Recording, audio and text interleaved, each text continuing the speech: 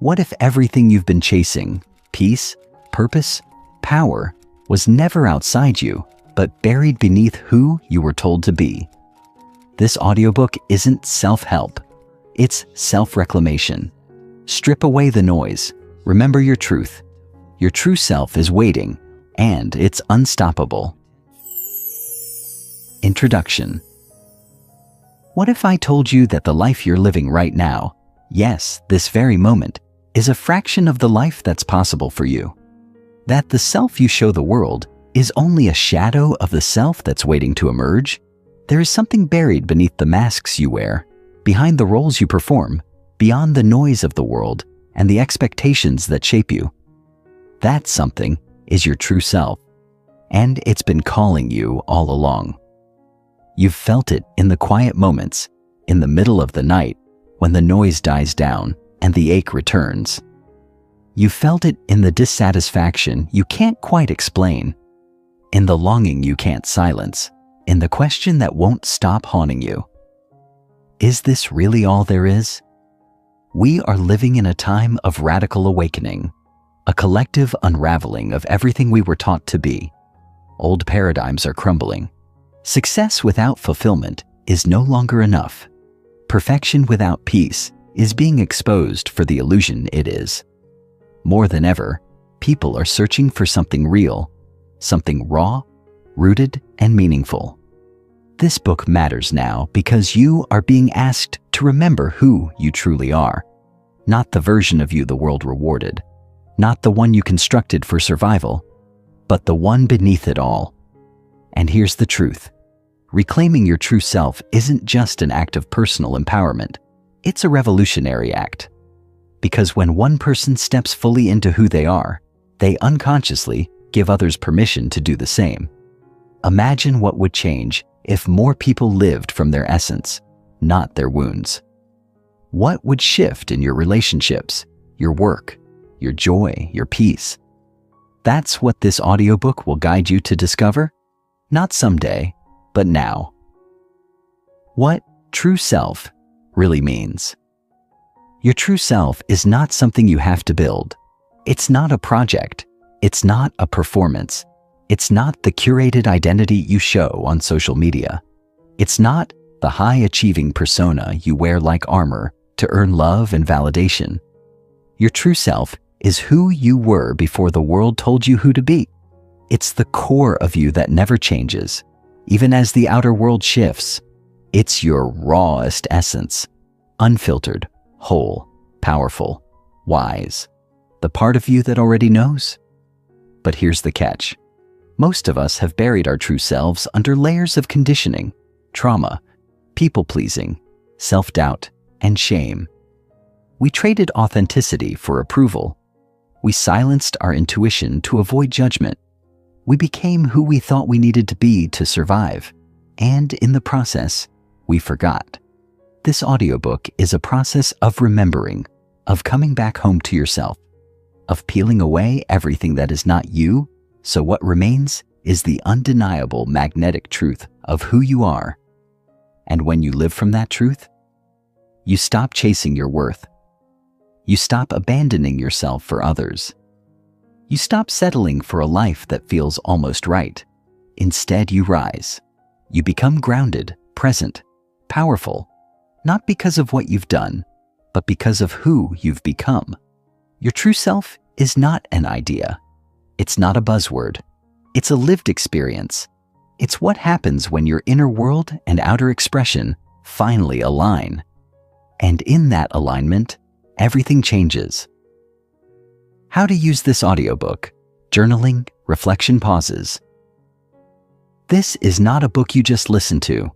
It's an experience you immerse yourself in. You will not be the same person at the end of this journey as you are now. That is a promise. But transformation doesn't happen through passive consumption. It happens through active participation. So here's how to get the most out of this audiobook. Carve out intentional space when you listen. Turn off distractions. Listen with a journal nearby. Throughout each chapter, there will be reflection pauses and questions designed to crack you open, to challenge you, awaken you, and invite you deeper. Don't rush past them. Sit with them. Let the questions work you. Let your answers surprise you. They're often the key to unlocking what's been hidden. You may feel resistance. That's normal. In fact, it's a sign that you're on the right path. When your mind protests, when your body tenses, when the excuses arise, pause and lean in. Transformation lives just beyond that edge. Revisit chapters often. Healing and growth are non-linear.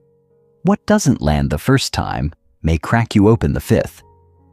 Use this book as a mirror, a companion, a guide back to your own soul. Let your journal become the sacred ground where your true self begins to speak. And most importantly, give yourself grace. This journey is not about fixing yourself. It's about reclaiming what was never broken in the first place. You're not broken. You're becoming. You are not broken. You are becoming. Read that again. Let it sink in. You were never meant to be perfect. You were meant to evolve. Every painful chapter, every failure, every detour you judged as wrong, it was all a part of your becoming. Society taught you to hide your mess, to present only the polished version. But here's the truth. Your power is not in your perfection.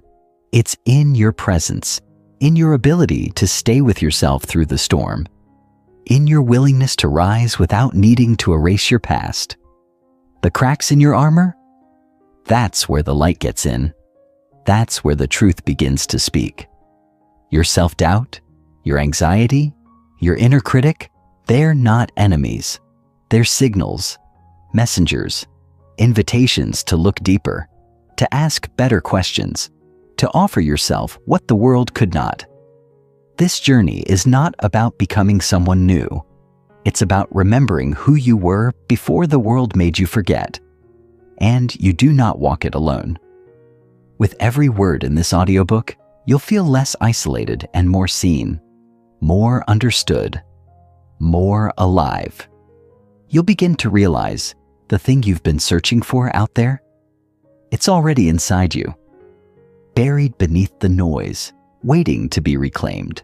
So if you're ready to stop performing and start living, if you're ready to stop fixing and start reclaiming, then this is your moment. The true you is not a fantasy. It is your birthright, and you don't need to earn it. You just need to say yes. Say yes to the voice that's whispering, "This isn't who I really am." Say yes to the wild, messy, magnificent journey back home to your soul. Say yes to your true self, because you're not broken. You're becoming, and the world needs the real you more than ever. Chapter 1. The Great Forgetting Childhood Innocence and the Original Self. There is a time, fleeting and precious, when we are untouched by the expectations of the world. A sacred space within the early years of our lives where wonder reigns, imagination flows like a river without banks, and the sense of self is unencumbered, alive and whole. In this raw, innocent beginning, we know ourselves not by name or achievements, but by a profound sense of being. A child does not question their worth. It is intrinsic, unshaken by approval or rejection. They dance when they feel joy, cry when they are sad, and ask endless questions, not to impress, but to understand. This is the original self, intuitive, expressive, fully embodied in the now. It is a version of us that doesn't yet know how to shrink, mold, or compromise. We are born with this essence, authentic, open-hearted, and divinely attuned to life. In those unguarded moments of laughter and curiosity, we are closer to our soul than perhaps at any other point in life. But inevitably, slowly and subtly, the world begins to shape us. It comes in the form of praise and punishment, through the anxious glance of a parent, a teacher's disapproving tone, or the unspoken rules of culture that reward conformity over curiosity. We are praised for being good, for coloring inside the lines, for being quiet, polite, controllable, and we are corrected, sometimes sharply, when we venture outside of the acceptable margins. The child eager for love and approval, begins to adapt.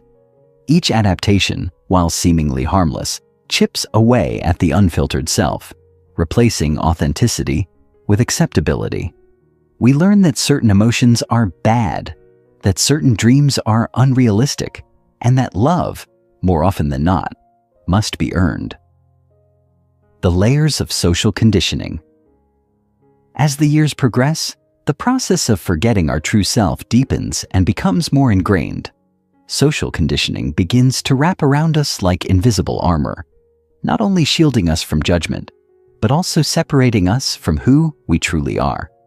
Society teaches us that our value lies in what we do, what we own, how we appear, and who approves of us.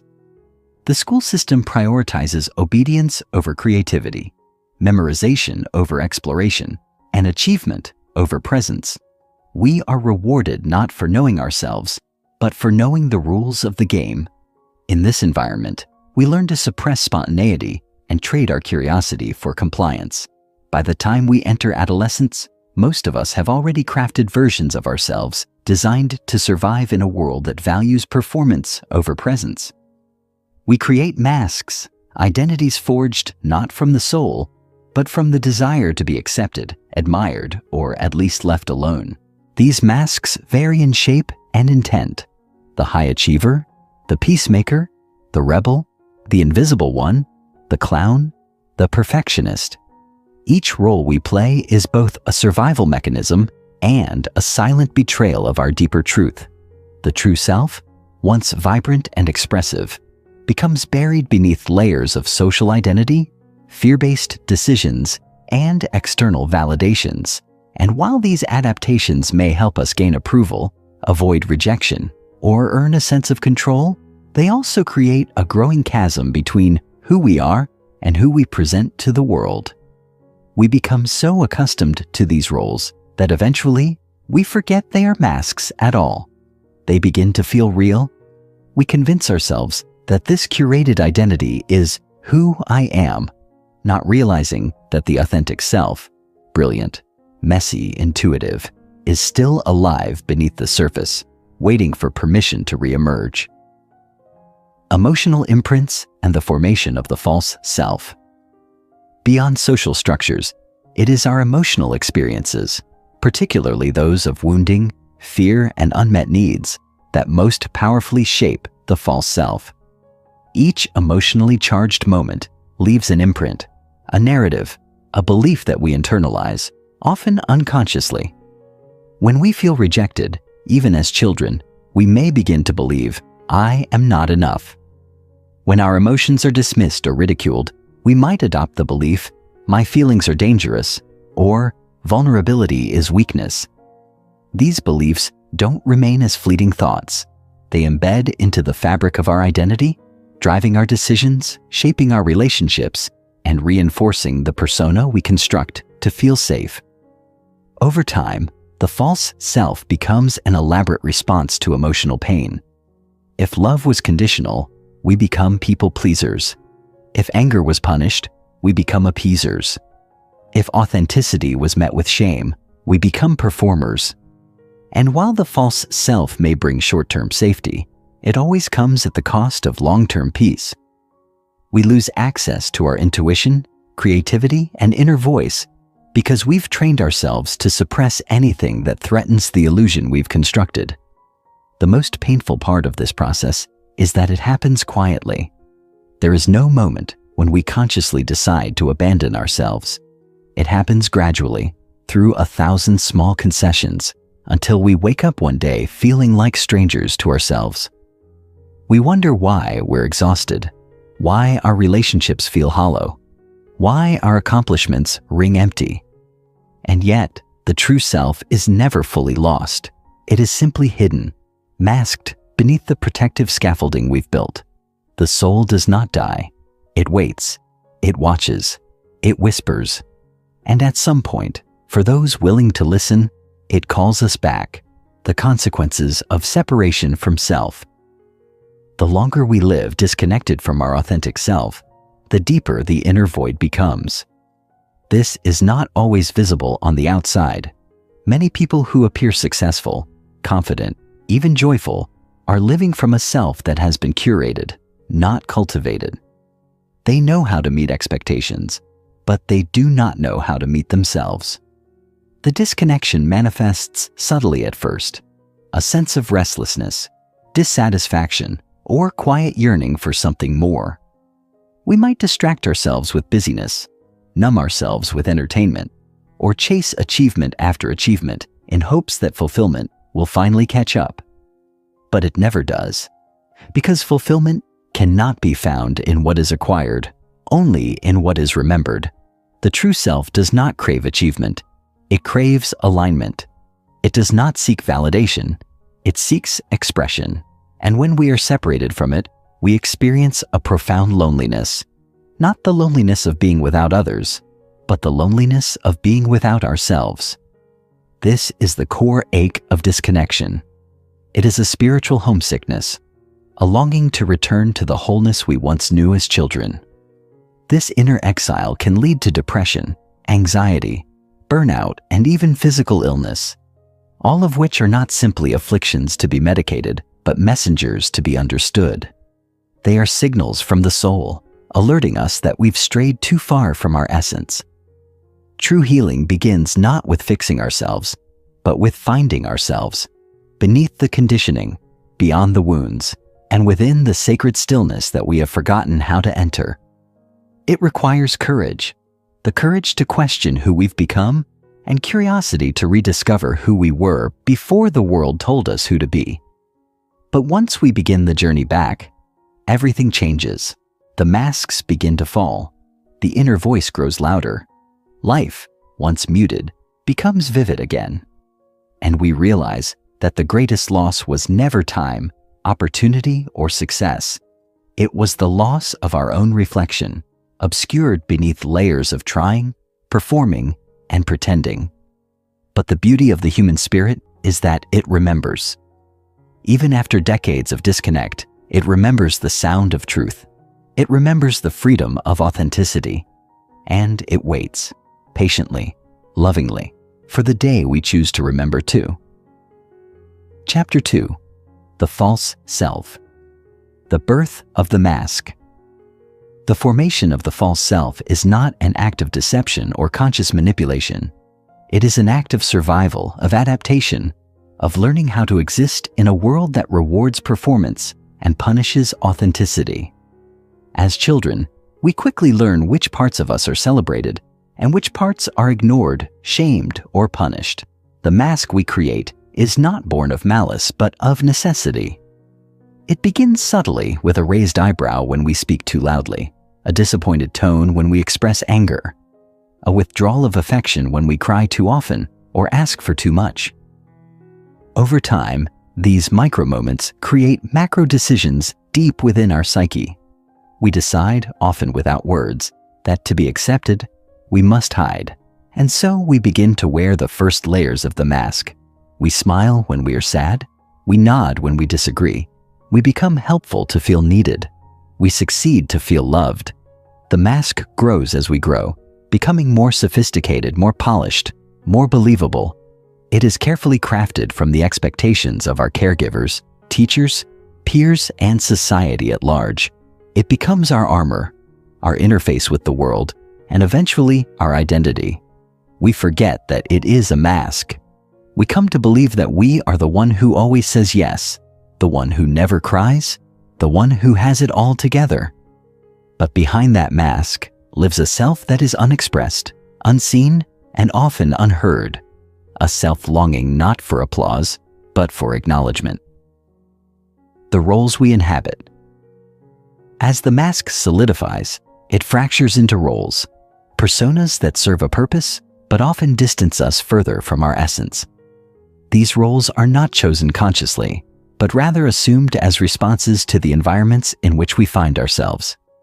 The high achiever, for instance, learns early on that praise and love are contingent upon performance. This role becomes adept at success, striving relentlessly, always reaching for the next milestone, the next affirmation, never allowing failure to threaten the illusion of worth. Then there is the caretaker, whose value comes from being needed, from putting others first, often to the point of self-neglect. This role finds purpose in self-sacrifice, in anticipating the needs of others, but silently suffers when reciprocity never arrives. The perfectionist fears judgment so deeply that they strive for flawlessness, believing that if everything is done just right, they can escape criticism. And then there is the chameleon, the shapeshifter, who molds themselves to fit the energy of the room, losing themselves in the process of belonging. Each of these roles is built on a brilliant form of emotional intelligence. They are strategies that kept us safe, accepted, and even loved. But they are also cages. While these roles may serve us for a time, they eventually become prisons. We begin to feel restless, resentful, or exhausted, not fully understanding why. We may even succeed in the eyes of the world, yet feel hollow on the inside, as if our life is being lived by someone else. That someone else is the false self, a collection of personas performing a story we never truly wrote. Disconnection from authentic desires. One of the most insidious consequences of the false self is how it severs us from our true desires. When we live according to roles and expectations, we begin to suppress the voice of our inner knowing.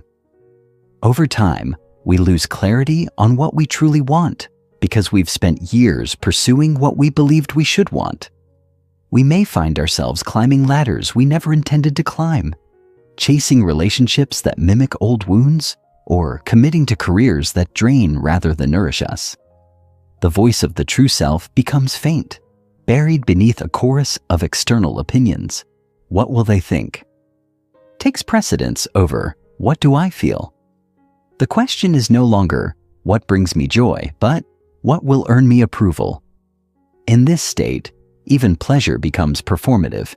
Even rest becomes strategic. We might check all the boxes: good job, stable home, respectable relationships, only to feel like something essential is missing. That something is self. When we are disconnected from authentic desire, life feels like a script rather than a song. There is a dullness, a grayness, an emotional flatline that cannot be corrected by simply rearranging external circumstances. The answer lies within, in reawakening the part of us that knows what it means to be alive, to feel lit up by purpose, moved by beauty, and grounded in integrity. But to do so, we must dismantle the scaffolding of the false self, which can feel terrifying, even disorienting. It requires courage to admit that the life we've built may not be rooted in truth. It requires humility to question long-held dreams. And it requires patience to sit in the void that emerges when we stop pretending and start listening. The longing beneath the performance. Despite the effectiveness of our masks and roles, a persistent longing lingers beneath them, a subtle ache, an inner unrest that calls out in quiet moments. It speaks not in language, but in feelings. The anxiety that accompanies stillness, the sadness that bubbles up in silence, the exhaustion that no amount of sleep can fix. This longing is not weakness, it is wisdom. It is the soul reminding us that we were never meant to live in exile from ourselves. It is the call to return, not to what was, but to what is real. And yet, this return is not easy. The false self does not dissolve with a single revelation. It resists, it rationalizes, it defends its place. After all, it has protected us, it has helped us belong. And so the journey home is not about violently ripping off the mask, but gently laying it down. It is about honoring the roles we played and then choosing to release them when they no longer serve. It is not about shame or self-blame, but about compassion and curiosity. Who am I without this role? What do I need when I'm not trying to impress, please, or control? These are questions the true self longs to answer, but only when we create space to hear it. And in that space, something beautiful begins to unfold. We start to notice glimmers of authenticity, moments when we speak without filter, laugh without constraint, create without comparison. These moments are the breadcrumbs that lead us back to our essence. They are reminders that beneath the performance lies a presence so profound, so alive, that it cannot be faked or fabricated. It can only be felt. And once felt, it becomes undeniable. The more we connect with this truth, the less tolerable the false self becomes. Not because it is evil, but because it is insufficient. It is too small for the soul. And when the soul is ready to expand, no amount of pretending can contain it. Chapter 3. The Inner Whisper Signs You're Ready to Awaken. There comes a moment in life, often subtle, sometimes startling, when the external world begins to lose its grip on us. The titles, the accomplishments, the carefully curated roles and routines begin to feel hollow, like a song played too many times, once beautiful, but now strangely out of tune. We wake up one day and realize we're tired in a way that rest doesn't repair, disoriented by the lives we've built, and increasingly unsure whether the path we're on was truly chosen or merely inherited. This moment is not a crisis in the way the world might define it. It is an awakening, a quiet but powerful turning point where something deeper begins to stir beneath the surface of ordinary life. It might show up as persistent dissatisfaction despite everything appearing fine, or a growing discomfort with the conversations we once enjoyed and the spaces we once sought. Sometimes it emerges through the shock of loss, heartbreak, or failure, those life quakes that dismantle our illusions and shake loose what no longer belongs. But more often, it begins with a whisper, a gentle but insistent sense that there must be more than this, more than endless striving, more than constant pleasing, more than the anxious effort to hold together an identity that never quite fits. These are not random frustrations. They are signs. They are sacred symptoms of your soul beginning to stretch, reaching for the surface after years, perhaps decades, of being buried. And if you are sensing this whisper, this strange blend of restlessness and yearning, you are not broken. You are waking up. You are beginning to remember that underneath all the layers of performance and protection lives a self that was never lost, only quieted. A self that knows peace, that longs for purpose, that is ready, finally, to be reclaimed. Listening to the voice within, learning to hear the voice of your inner self, is not about discovering something new. It is about unlearning everything that taught you to stop listening. The inner voice is not loud. It does not compete with the constant noise of the world or the harsh narrative of the inner critic. It speaks in sensations, nudges, knowing. It communicates through the body, the gut, the heart, a subtle contraction when something feels wrong, a quiet expansion when something aligns with your truth. This voice was once your native language, spoken fluently in childhood when imagination flowed freely and choices were made from joy, not obligation. But as we absorbed the voices of others, the directives of parents, the teachings of school, the conditioning of culture, we slowly replaced our inner guidance with external expectations. The voice within was silenced, not by force but by forgetting. To hear it again, we must practice remembering. This remembering happens in stillness, in solitude, in spaces where we allow ourselves to be unproductive, unfiltered, unhurried. It happens in journaling before the mind has time to edit, in nature walks where the wind carries insights, not spoken in words, in quiet moments of heartbreak or awe that crack open the hardened shell of identity. The inner voice will not shout over your distractions. It waits for your willingness.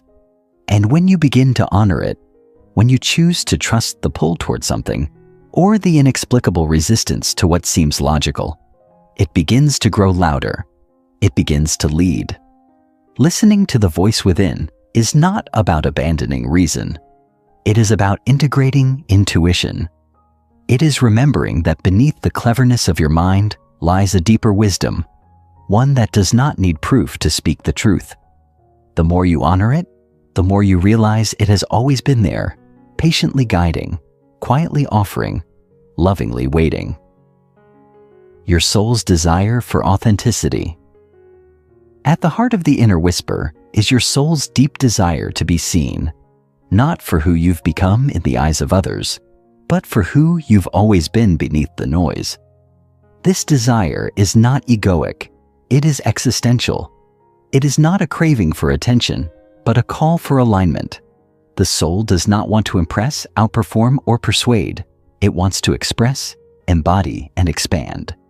It longs to be free from the suffocating constraints of who you think you have to be, so it can finally become what it truly is. This longing often begins as subtle discomfort, an inexplicable aversion to things you used to tolerate, arising unease in spaces where you used to fit in.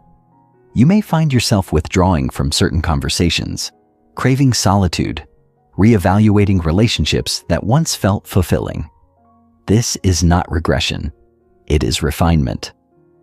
Your soul is reclaiming its space. It no longer has the tolerance for small talk that lacks depth, for obligations that require self-abandonment, or for roles that reduce your infinite complexity to a single label. You may feel guilty at first, even selfish. After all, the false self was designed to please, to perform, to ensure you belonged. But this guilt is not a sign you're doing something wrong. It is evidence that you are breaking an old agreement, one in which you traded authenticity for acceptance. And in breaking it, you begin to make a new one, with yourself. The soul does not negotiate in logic. It communicates in resonance. When something resonates, when it lights you up, when it softens your edges or brings tears to your eyes for reasons you can't explain, that is your soul speaking. It is showing you what is true, what is yours, what is real. And in listening, you do not become someone new. You return to who you were before the world told you who to be. Embracing the discomfort of growth. Awakening to your inner truth is not a gentle linear path. It is a dismantling, a shedding, a sacred disorientation. There is no way to awaken without disrupting the systems, internal and external, that were built to sustain the false self. And so, as the whisper grows louder, as your inner voice begins to reclaim its rightful place, you will be asked to let go. Let go of relationships built on versions of you that no longer exist. Let go of dreams that were never truly yours. Let go of habits that numb your truth and identities that guard your vulnerability. This letting go will not always feel empowering. It will often feel like grief, because it is. You are grieving not only what you are releasing, but also the parts of yourself that were never allowed to be. You are mourning years of silence, of betrayal, of forgetting. And this grief, while painful, is holy. It is the soil from which new life grows. Growth is uncomfortable, not because you are doing it wrong, but because you are doing it right. The discomfort is not a sign of danger. It is a signal of expansion. You are stretching into unfamiliar territory, learning to trust your intuition over logic, your feeling over approval, your truth over tradition. This expansion will test you. You will be tempted to return to the safety of the mask, the comfort of the familiar, the ease of playing small.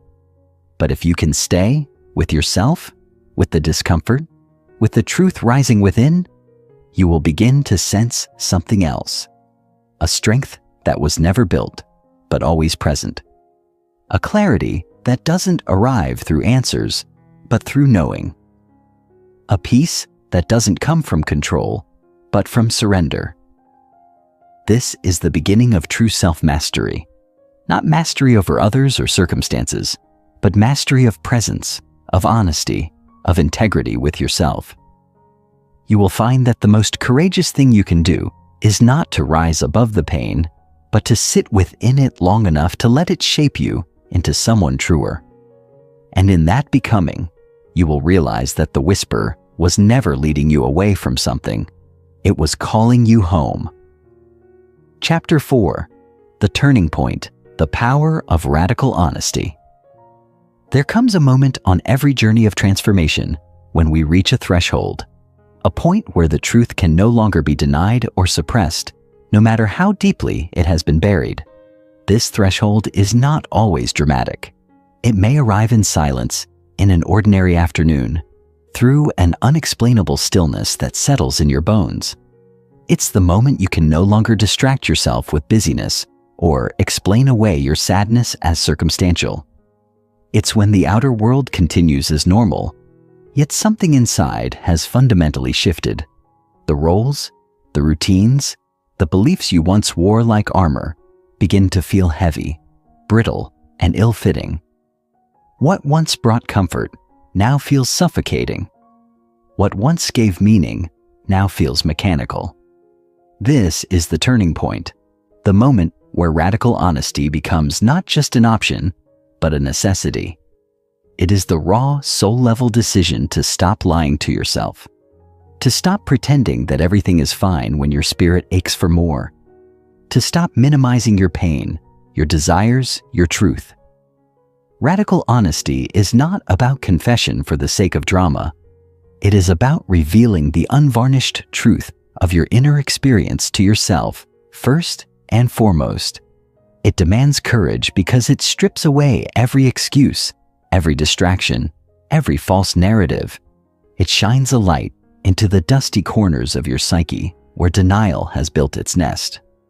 It is here, in this light, that the journey toward true liberation begins, not through perfection or performance, but through clarity. This clarity is not always comforting, but it is clean. It pierces through the fog of confusion and brings with it a sacred discomfort, the kind that signals the beginning of a deeper integrity. You begin to recognize what is real and what is rehearsed. You start to feel the dissonance between your inner truth and outer expression. And you realize that peace will never come from managing perceptions. It will only emerge from aligning with your authentic self. The moment of choice. At the heart of every transformation lies a choice, not a single dramatic decision, but a series of consistent inner alignments. After the turning point of radical honesty, you are left standing at a crossroads. On one side lies the path of familiarity, safe, predictable, but ultimately stagnant. It offers the illusion of control, the comfort of routine, and the quiet death of your soul's potential. On the other side lies the path of truth, a winding, often uncomfortable journey into the unknown. It does not promise ease or immediate reward, but it holds the possibility of real freedom. This moment of choice is sacred because it is deeply internal. No one else may see it happening. The outside world might remain unchanged, but inside, you are shifting tectonic plates. Choosing truth means stepping into a life where your values are not just words you recite, but the compass you live by. It means leaving behind the narratives that no longer support your growth, even if they've defined your identity for years. This might look like ending a relationship that no longer aligns with who you are becoming. It might mean changing careers, not because you failed, but because you've outgrown the version of you that chose it. Sometimes, it means having conversations that terrify you, because they risk shaking the foundation of your relationships. But the deeper choice is even more personal. It's choosing to stop abandoning yourself, choosing to speak when silence is self-betrayal, choosing to rest when your worth is screaming for more output, choosing to say yes to what excites your soul and no to what drains it. This path is not without its losses, but what you lose are illusions, false identities, outdated roles, borrowed dreams. What you gain is a return to wholeness, and in this return, you discover a strength that doesn't come from force, but from congruence. Your inner and outer worlds begin to align, and in that alignment, you find clarity, not of what's next, but of who you are now. That clarity becomes your compass, the death of the old identity. One of the most profound aspects of the turning point is that it feels like a death, not a literal one. but a psychological and emotional unraveling of who you thought you were. This death is not something we are taught to expect or honor. In our culture, we celebrate beginnings and victories, but rarely do we create space to grieve the loss of an identity that has run its course. And yet, transformation demands it. As you begin to align more closely with your truth, the parts of you that were constructed to please, to perform, to protect, must fall away. These parts are not evil. They were built in love or fear, often to ensure survival in a world that didn't know how to hold your full expression. But now, they become too small for the soul that is emerging. The achiever who was fueled by validation starts to feel exhausted by goals that no longer fulfill. The caregiver who derived identity from being needed begins to question their own unmet needs. The perfectionist starts to notice the cost of their constant vigilance. Letting go of these identities feels like free-falling. There is grief, even panic, as you realize that without these roles, you don't fully know who you are. There is a gap between what has ended and what has not yet begun. This liminal space, the space between stories, is sacred, though it can feel terrifying. It's a period of decomposition before rebirth. And in this space, the invitation is not to rush to redefine yourself, but to sit in the stillness, to allow yourself to feel the weight of what you are releasing and to honor it. This grieving is not regression. It is reverence. It is a gesture of gratitude for the parts of you that helped you survive, even if they now limit your growth. It is in mourning the death of the false self that you create fertile soil for the emergence of the true self. And when you trust this process, you begin to notice that what is emerging is not a new version of you. It is the original you, finally allowed to breathe. Embracing the becoming. After the collapse of the old and the courage of the choice, you enter the space of becoming, not a destination, but a way of being. Becoming is messy, non-linear, and often invisible to others. It's not marked by sudden transformations, but by subtle shifts. How you speak to yourself in quiet moments, how you move through discomfort without abandoning your center, how you begin to act in alignment with your deepest values rather than external expectations. This stage is not about arriving, it's about embodying. It's where you start to integrate the insights you've gained and live from them, not perfectly, but consciously. You begin to rebuild your life not from ambition or anxiety, but from authenticity. You redefine success not by metrics or milestones, but by meaning. Relationships begin to shift, not because you are cutting people off, but because you are showing up differently, more honest, more grounded, less willing to play small. Some connections deepen, others fade, but each interaction becomes an opportunity to practice presence. In becoming, you learn to trust the unfolding of your path. You no longer need to force clarity. You understand that not every question needs an immediate answer, and not every feeling needs to be fixed. You begin to relate to uncertainty with curiosity instead of fear. Your nervous system begins to unwind from years of being on high alert. This is the turning point, not a one-time shift, but the beginning of a new relationship with life. A relationship rooted in truth, nourished by integrity, and guided by the quiet, powerful compass of your reclaimed self. Chapter 5. Reclaiming your inner authority. The erosion of self-trust. The loss of inner authority rarely happens in a single moment. It occurs slowly, almost imperceptibly, like the gradual erosion of rock by wind and water. It begins in early life when external voices grow louder than our own, when the hunger for approval or fear of punishment teaches us to question our instincts. The child who once moved freely, intuitively, begins to pause before acting, wondering how their choices will be received. Little by little, self-trust is replaced by self-monitoring. Decisions that were once grounded in inner clarity become filtered through a lens of external validation. Is this right?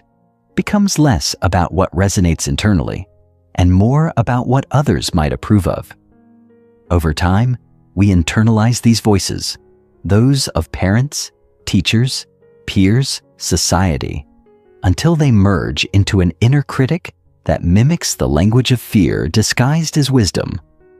This voice masquerades as responsible, reasonable, mature, but its underlying tone is control. It tells us to play it safe, to shrink, to comply. It convinces us that our desires are dangerous, our instincts flawed, our knowing unreliable. And so we begin to defer our power to experts, to authorities, to trends and norms. We seek answers in books and gurus, hoping they might give us what we no longer trust ourselves to know. Yet no external voice, no matter how wise or well-intentioned, can replace the authority of your own soul. The erosion of self-trust is not the end of the story. It is merely a detour, one that can be reversed the moment you decide to turn inward and remember who you are beneath the conditioning. Discerning inner wisdom from inner wounding. Reclaiming your inner authority does not mean impulsively following every emotional reaction or desire. It means cultivating the discernment to distinguish between the voice of your wounding and the voice of your wisdom. This discernment is nuanced, developed through presence, patience, and radical self-inquiry. The voice of inner wounding often arises from fear, scarcity, or shame. It's reactive, urgent, and anxious. It speaks in absolutes. You always mess this up. No one cares about what you want. If you don't do this, you'll fail. These messages are rooted in past experiences that taught you survival, not sovereignty. They are echoes of times when being yourself was unsafe or unsupported. On the other hand, the voice of inner wisdom is steady and grounded. It doesn't clamor for attention. It waits. It speaks with calm clarity even when delivering hard truths. This voice does not shame or threaten. It guides. Learning to hear it requires a slowing down, a willingness to sit with discomfort rather than rush to resolve it. When triggered, rather than reacting immediately, pause and ask, is this fear or truth? Is this voice protective or directive? With practice, you begin to notice the difference in texture between the two. Wounding contracts the body. Wisdom expands it. Wounding creates urgency. Wisdom offers spaciousness. As you become more fluent in your own inner language, you begin to choose differently, not from the scripts of your past, but from the truth of your present. This is the foundation of inner authority.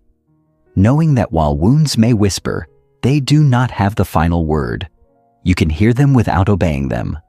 You can honor their origin without letting them lead your life, rewriting the script of power. For many, the word authority has been tainted by experiences of domination, repression, or rigidity. We associate it with power over rather than power within. But reclaiming inner authority requires rewriting the script of power entirely. True power is not control. It is congruence. It is the alignment between what you believe, what you feel, and how you act. It is standing rooted in your truth without needing others to agree with it. It is the quiet confidence that comes not from being right, but from being real. This kind of power is not loud or aggressive. It is magnetic. It doesn't demand attention. It commands respect simply by existing in full expression. When you embody inner authority, you no longer need to convince others or prove your worth. You no longer seek approval before making decisions that honor your integrity. This doesn't mean you become inflexible or self-absorbed. In fact, it allows you to become more open and empathetic. Because when you are grounded in your own truth, you no longer feel threatened by the truths of others. Rewriting the script of power also means releasing the belief that you need to have all the answers before taking action. Inner authority is not about certainty. It is about willingness to listen, to experiment, to adjust. It is a dynamic relationship with life, one where you are both the author and the student of your journey. Each choice becomes a chance to reinforce your self-trust or weaken it. And every time you honor your truth, even in small ways, you strengthen the neural pathways of sovereignty. You begin to live less from reaction and more from intention. You become the narrator of your own story, rather than a character in someone else's script. Living in alignment with your inner compass. Once inner authority is reclaimed, the journey becomes about daily alignment. Alignment is not a destination. It is a practice. It is a way of being that asks, moment by moment, does this reflect who I am and who I'm becoming? It is the art of living from your center, rather than from the edges of approval or avoidance. This alignment shows up in how you spend your time, how you speak, how you move through conflict, how you choose relationships, how you care for your body. It requires presence. You cannot live in alignment when you are disconnected from yourself. This is why practices that bring you home, meditation, breath work, journaling, nature, are not luxuries. They are necessities. They help you hear the subtle signals of your inner compass and make adjustments before you veer too far off course. Alignment also demands boundaries. You cannot honor your truth while constantly abandoning it to accommodate others. Boundaries are not walls, they are gates. They are the structures that allow your energy, your vision, your voice to flourish. They protect the sacred space of your becoming. Living in alignment is not always comfortable. Sometimes it requires saying no to things that once felt safe. Sometimes it means outgrowing communities, identities, even dreams that no longer resonate. But every act of alignment becomes a declaration. I trust myself. I know who I am. I honor my path. And the more you live from this place, the more life responds in kind. Opportunities align, relationships deepen, synchronicities multiply. You realize that the universe is not punishing or rewarding. It is responding. When you live from your truth, the outer world begins to mirror your inner clarity. This is not magic. It is coherence. And coherence is the heartbeat of inner authority. Chapter 6. Shedding the layers of conditioning. Understanding the origins of conditioning. To begin the process of shedding the layers of conditioning, we must first understand where these layers come from and how deeply they embed themselves into our psyche. Conditioning is not merely a product of our environment. It is a complex interplay of cultural, familial, social, and institutional influences that begin to shape us from the moment we draw our first breath. As infants, we are wide open, receptive, instinctive, unapologetically expressive. But very quickly, we learn that certain behaviors are praised while others are punished, that certain emotions are welcomed while others are shamed. These lessons are subtle at first, embedded in tone, in gaze, in silence. They accumulate over years until they form an invisible operating system that governs our choices, our reactions, and even our identities. The messages are rarely explicit, but their impact is profound. Don't cry, be strong. Speak softly, don't take up too much space. You must earn love through performance. These beliefs are absorbed not through direct instruction, but through repetition and emotional charge. And because they are repeated so often, by caregivers, teachers, media, and peers, they begin to feel like truth. They form the scaffolding around our authentic self, molding us into versions that fit into the expectations of others. Over time, we lose sight of where they end and we begin. And yet, even buried under all this conditioning, the real self does not disappear. It waits like a seed in frozen ground, holding its essence in stillness until the thaw of self-awareness begins. Recognizing the cost of staying conditioned. While conditioning may provide temporary safety, its long-term cost is immense. The more we conform to external ideals, the more we lose access to our inner truth. This cost is not always dramatic, but it is deeply erosive. It shows up in the quiet exhaustion of living a life that doesn't feel like your own. It manifests in the dissonance between what you say and what you feel, between how you show up and who you really are. When we are conditioned, we often mistake compliance for connection, achievement for worth, and productivity for purpose. We find ourselves playing roles that no longer fit: people pleaser, martyr, overachiever, not because we truly desire them, but because they once served as strategies for love and belonging. But what once served becomes a prison when it is no longer a choice. You begin to sense this when joy becomes elusive, when anxiety becomes chronic, when your intuition feels distant and muffled. The cost of staying conditioned is not just emotional, it is spiritual. It numbs our capacity for presence, dulls our creativity, and fragments our sense of self. In trying to be everything others wanted, we forget who we were before the world told us who to be. And the longer we stay in that forgetting, the more we rely on distraction, addiction, and overfunctioning to keep from feeling the ache of disconnection. But disconnection, however painful, is also a signal. It is the soul's way of whispering, "This isn't it." It is not a sign of failure, but of readiness. Readiness to remember, readiness to return, the courage to dismantle false identities. Shedding the layers of conditioning requires courage, not the kind that charges forward without fear, but the quieter kind that dares to sit with discomfort and ask hard questions. It takes courage to examine the identities you've built, especially when they have earned you approval, success, or security. Because even false selves can become familiar, and familiarity has its own seductive gravity. To dismantle these identities is to risk the disorientation of not knowing who you are without them. But within that risk lies the possibility of authenticity. The process begins with awareness, noticing when you say yes while your body says no, when you smile while your heart sinks, when you perform confidence while trembling inside. These are not signs of weakness. They are signals of misalignment. Paying attention to them is an act of self-respect. As you begin to dismantle these roles, grief may arise. You may grieve the years spent living for others, the opportunities missed, the parts of you silenced. You may even grieve relationships that were based on a version of you that was never fully real. But grief is not a punishment. It is a portal.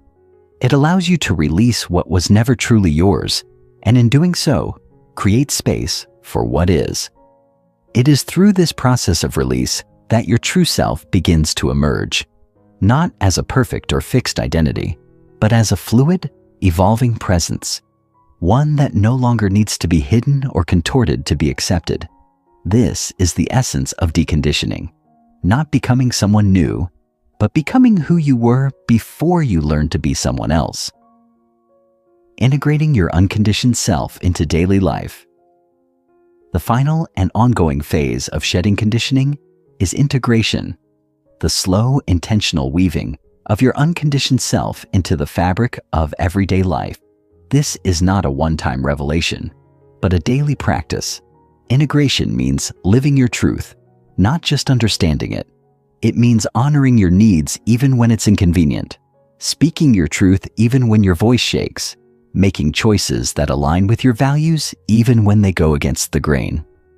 This practice begins in the small moments, choosing rest over hustle, presence over perfection, honesty over harmony. These choices are where integrity is built. They may feel insignificant, but they are the bricks of a life that reflects your soul. Integration also requires boundaries, not as walls to keep people out, but as expressions of what you will and won't allow in your sacred space. It involves saying no without guilt and yes without resentment. It asks you to trust your own timing, to walk at the pace of your spirit rather than the demands of the world. And most importantly, it involves self-compassion. Because as you decondition, you will stumble. You will sometimes revert to old patterns, fall into familiar traps, or question your worth. This is not failure. It is part of the process. What matters is your willingness to return. Again and again, return to your body, to your breath, to your truth. Each return is a homecoming, and over time, these returns become less about correction and more about celebration. You begin to notice moments of peace that are unearned, joy that is unprompted, choices that feel like freedom. You begin to feel not just more yourself, but more whole. Not because you have finally become perfect, but because you have finally become real. This is the gift of shedding conditioning. A life lived not from fear or obligation, but from authenticity and love. Chapter 7. The Sacred Art of Emotional Alchemy. Emotions as sacred messengers.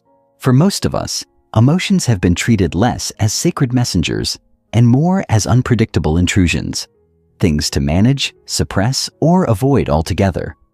From childhood onward, we are subtly and overtly taught which emotions are acceptable and which must be hidden away.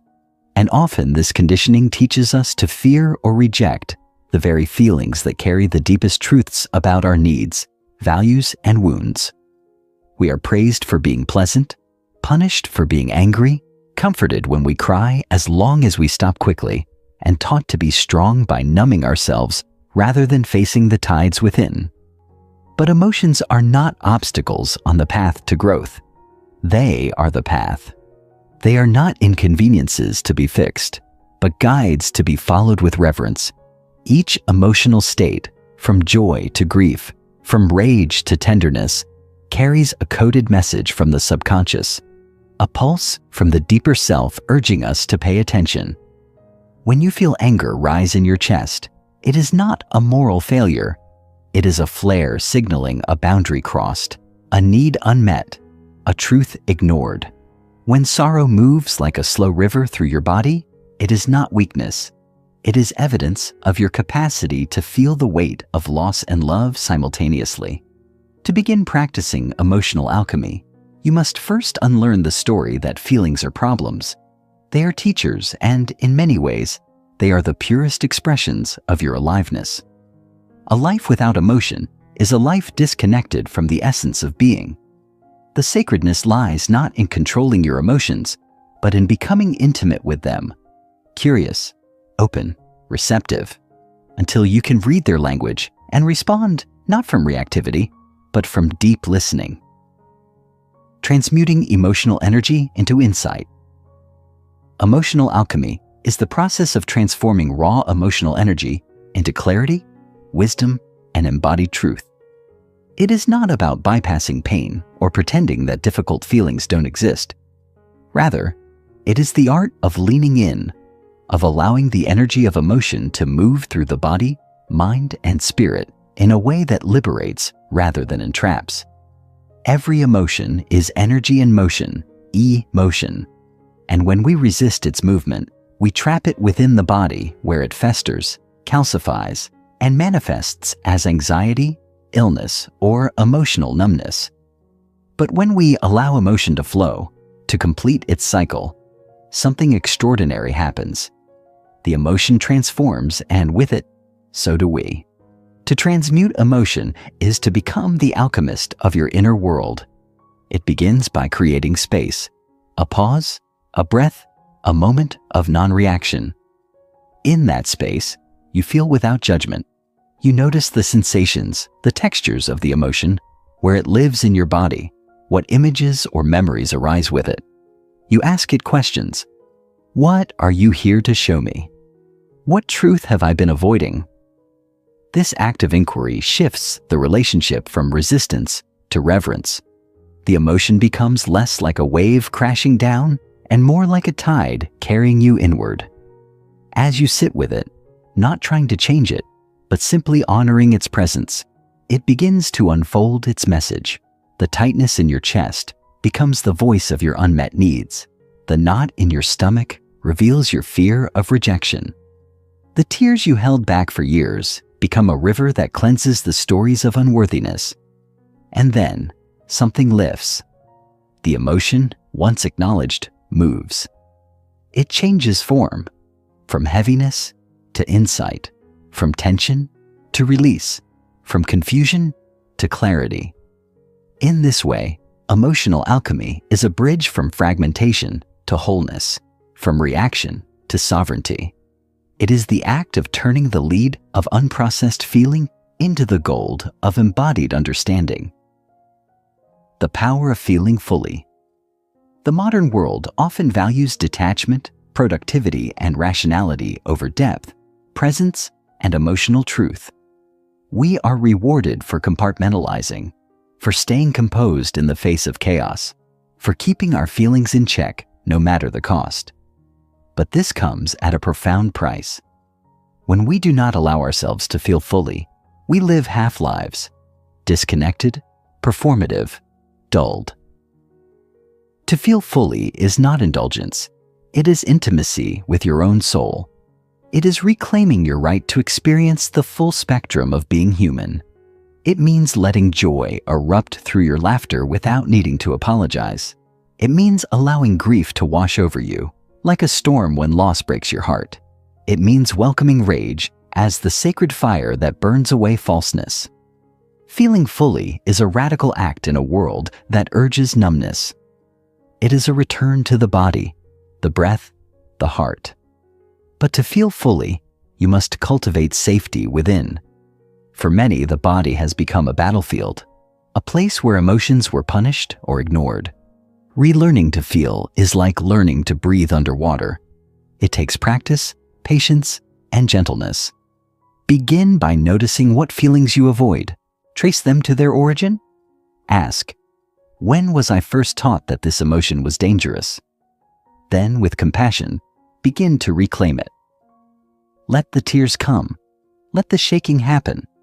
Let the laughter rise without censorship. As you do, you will notice a shift. The energy that was once trapped begins to flow. The body softens. The mind clears. You become less afraid of yourself. And in that space, you find power. Not the brittle power of control, but the deep power of presence. The more you allow yourself to feel, the more alive you become. And in that aliveness, you find your truest self, not edited, not performed, but real. Becoming the emotional alchemist of your life. Emotional alchemy is not a one-time event. It is a way of living. It is the practice of turning inward with courage, of meeting each feeling as a sacred guest, of learning to navigate life from the inside out. To live as an emotional alchemist is to become the conscious steward of your internal landscape.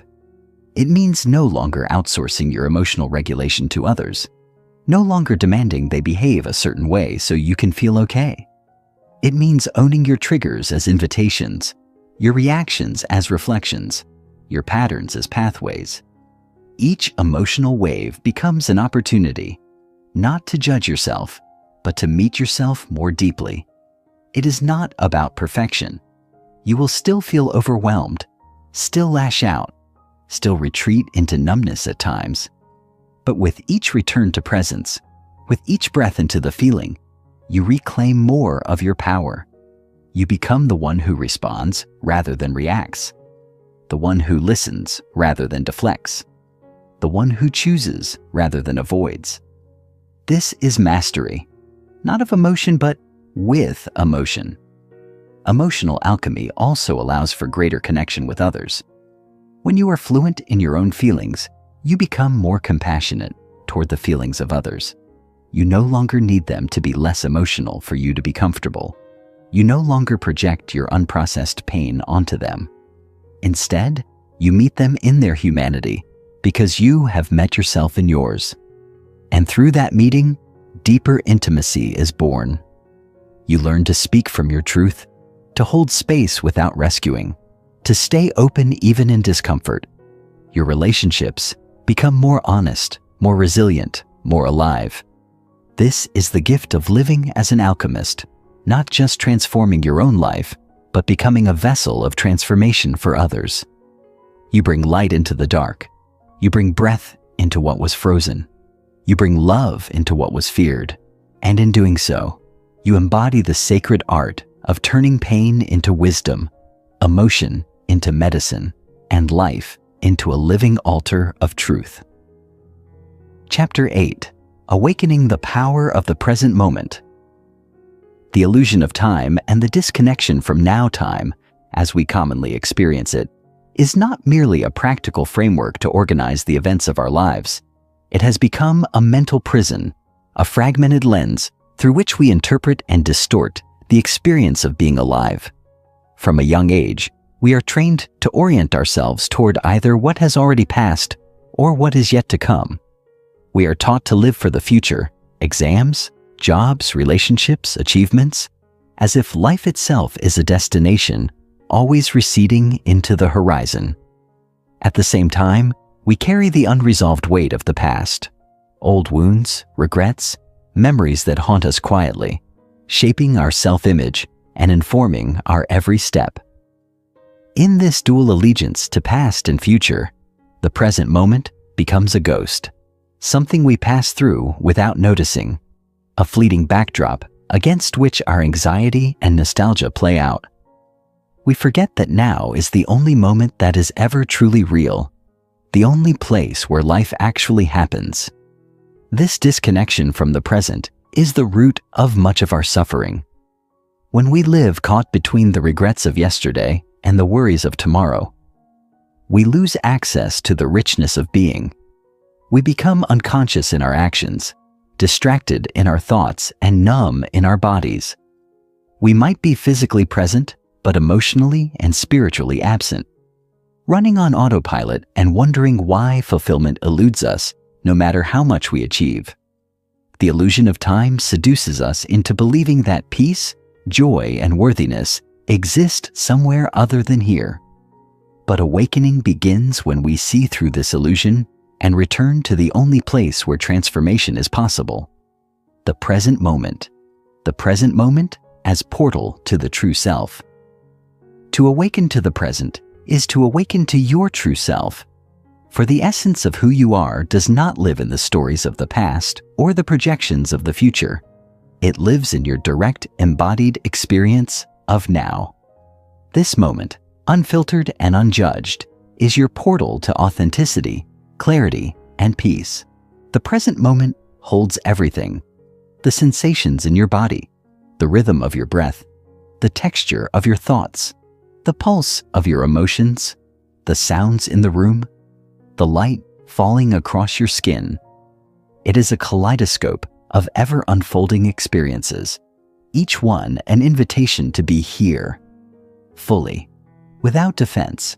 When you begin to anchor into the now, you start to notice the subtlety of life, the way tension rises and falls in your shoulders, how your breath contracts when fear is near, how your chest expands when joy arises. You begin to sense the aliveness within your own being, something that was always present but obscured by mental noise. And in that awareness, a quiet miracle occurs. The ego softens, the mind slows, and the space between stimulus and response expands. In that space, you discover freedom. You are no longer ruled by unconscious reactivity. You can choose. You can respond with intention. You can feel without being overwhelmed. The present moment reveals not just what is happening, but how you relate to what is happening. That awareness is the foundation of all transformation. It allows you to see clearly, to feel honestly, and to act with integrity. The more you root yourself in now, the more aligned you become with your inner truth. Your actions begin to flow from presence rather than performance. Your words become truer. Your choices more aligned. You are no longer chasing life. You are living it, moment by sacred moment. Reclaiming presence in a distracted world. In today's hyper-connected, fast-paced world, presence has become a revolutionary act. We live in an age where distraction is both normalized and monetized. Our attention is constantly pulled in 1,000 directions: notifications, deadlines, social media, endless to-do lists. Our minds are rarely still. We are always scrolling, reacting, planning, consuming. This state of perpetual stimulation fragments our awareness and weakens our connection to the here and now. It is no longer enough to understand the value of presence. We must practice reclaiming it, intentionally, repeatedly, and with devotion. Reclaiming presence requires a radical shift in priorities. It means valuing depth over speed, stillness over noise, connection over efficiency. It begins with small, deliberate acts: putting your phone down during a conversation, savoring the taste of your food without rushing, breathing consciously before reacting. These moments, though simple, are sacred. They interrupt the trance of unconscious living and return you to yourself. But presence is not just about attention. It is about embodiment. To be present is to be in your body, not lost in thought or performing for others. It means feeling your feet on the ground, your heart beating, your breath moving. It means making space for silence and letting discomfort surface without rushing to escape it. Presence is not always comfortable, but it is always honest. It reveals the truth of what is, both the beauty and the pain, and gives you the strength to meet it with compassion. In a world that profits from your distraction, presence becomes an act of rebellion. It is how you take your power back. It is how you stop leaking energy into things that do not nourish your soul. And with each moment of presence, you anchor more deeply into the truth of who you are, untouched by the noise. Rooted in the now, awake to the miracle of being alive. Living a life anchored in the now. To live a life anchored in the present moment is not about retreating from the world. It is about engaging with it more deeply, more consciously, more lovingly. It is not a passive experience, but an active choice to bring your whole self into each encounter, each task, each breath. A life lived in the now is one of integrity, because you are no longer divided between what you feel and what you do. You speak more truthfully, love more fully, listen more deeply. You stop rushing to the next thing and start finding meaning in the thing in front of you. This shift changes everything, not just how you feel, but how you relate to others, how you work, how you create, how you heal. Relationships become more authentic because you are present enough to really see and be seen. Work becomes more purposeful because you are not just producing, but expressing. Healing becomes more possible because you are no longer avoiding your wounds, but holding space for them with compassion. Living in the now also invites a deeper trust in life. When you are fully present, you are not trying to control every outcome or predict every turn. You are aligned with the unfolding intelligence of the moment. You begin to experience synchronicities, insights, a sense of guidance that comes not from effort, but from attunement. You become less attached to rigid plans and more open to divine timing. This does not mean passivity. It means responsiveness. You act not from fear, but from clarity. You move not from pressure, but from purpose. And as you live this way, anchored in presence, guided by inner wisdom, you discover a deeper rhythm, a more natural pace, a quieter joy. You begin to trust the now as enough. You realize that every moment, no matter how ordinary, holds the potential for awakening. And in that realization, life ceases to be something you endure or escape. It becomes something you inhabit. Fully, freely, authentically.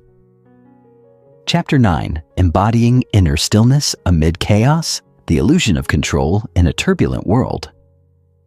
In a world that seems to spin faster with each passing moment, the human psyche yearns for a sense of control, a foothold amidst the endless change and unpredictability.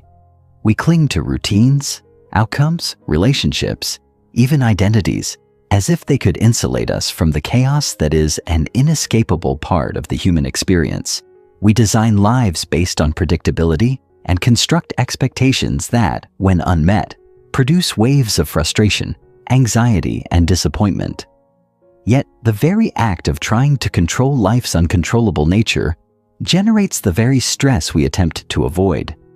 Life, by its essence, is dynamic, often unpredictable, and frequently indifferent to our personal timelines or desires. The weather shifts without warning, people leave without explanation, careers evolve, bodies age, accidents occur, and the world continues to turn regardless of our intentions. This truth, though unsettling at first, holds within it a paradoxical liberation. When we acknowledge that external control is an illusion, we begin to redirect our energy inward, toward the only domain that is ever truly within our reach, our inner state. The storm outside may rage, but if we can find calm within, we are no longer at the mercy of external circumstances.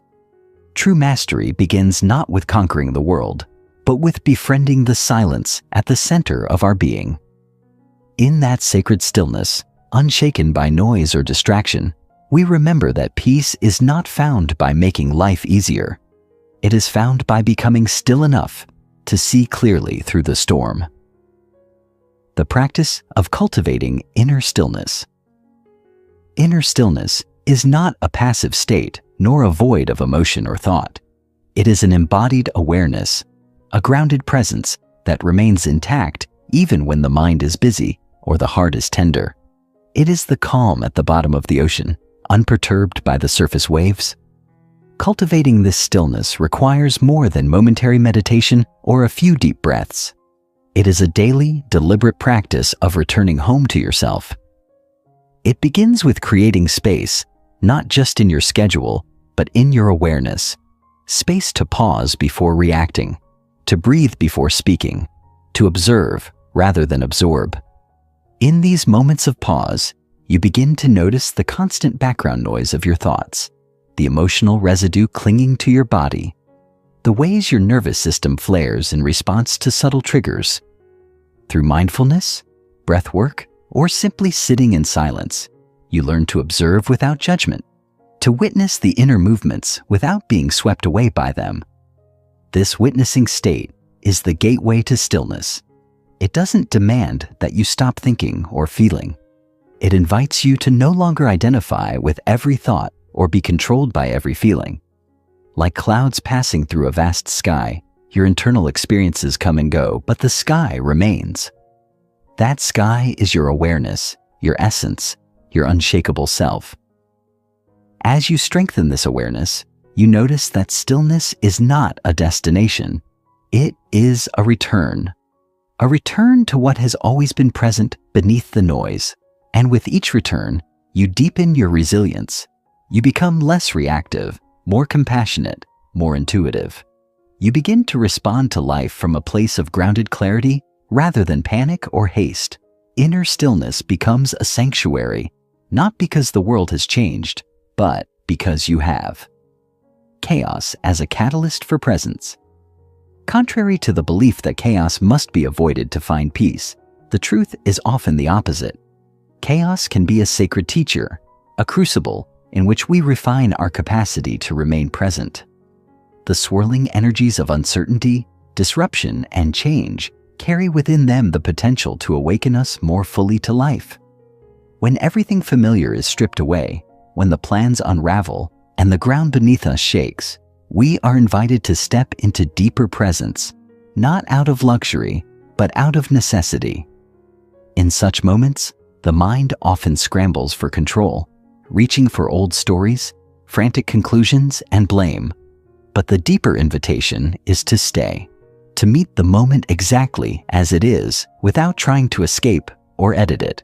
Chaos, in its raw form, strips us of the illusions we hide behind.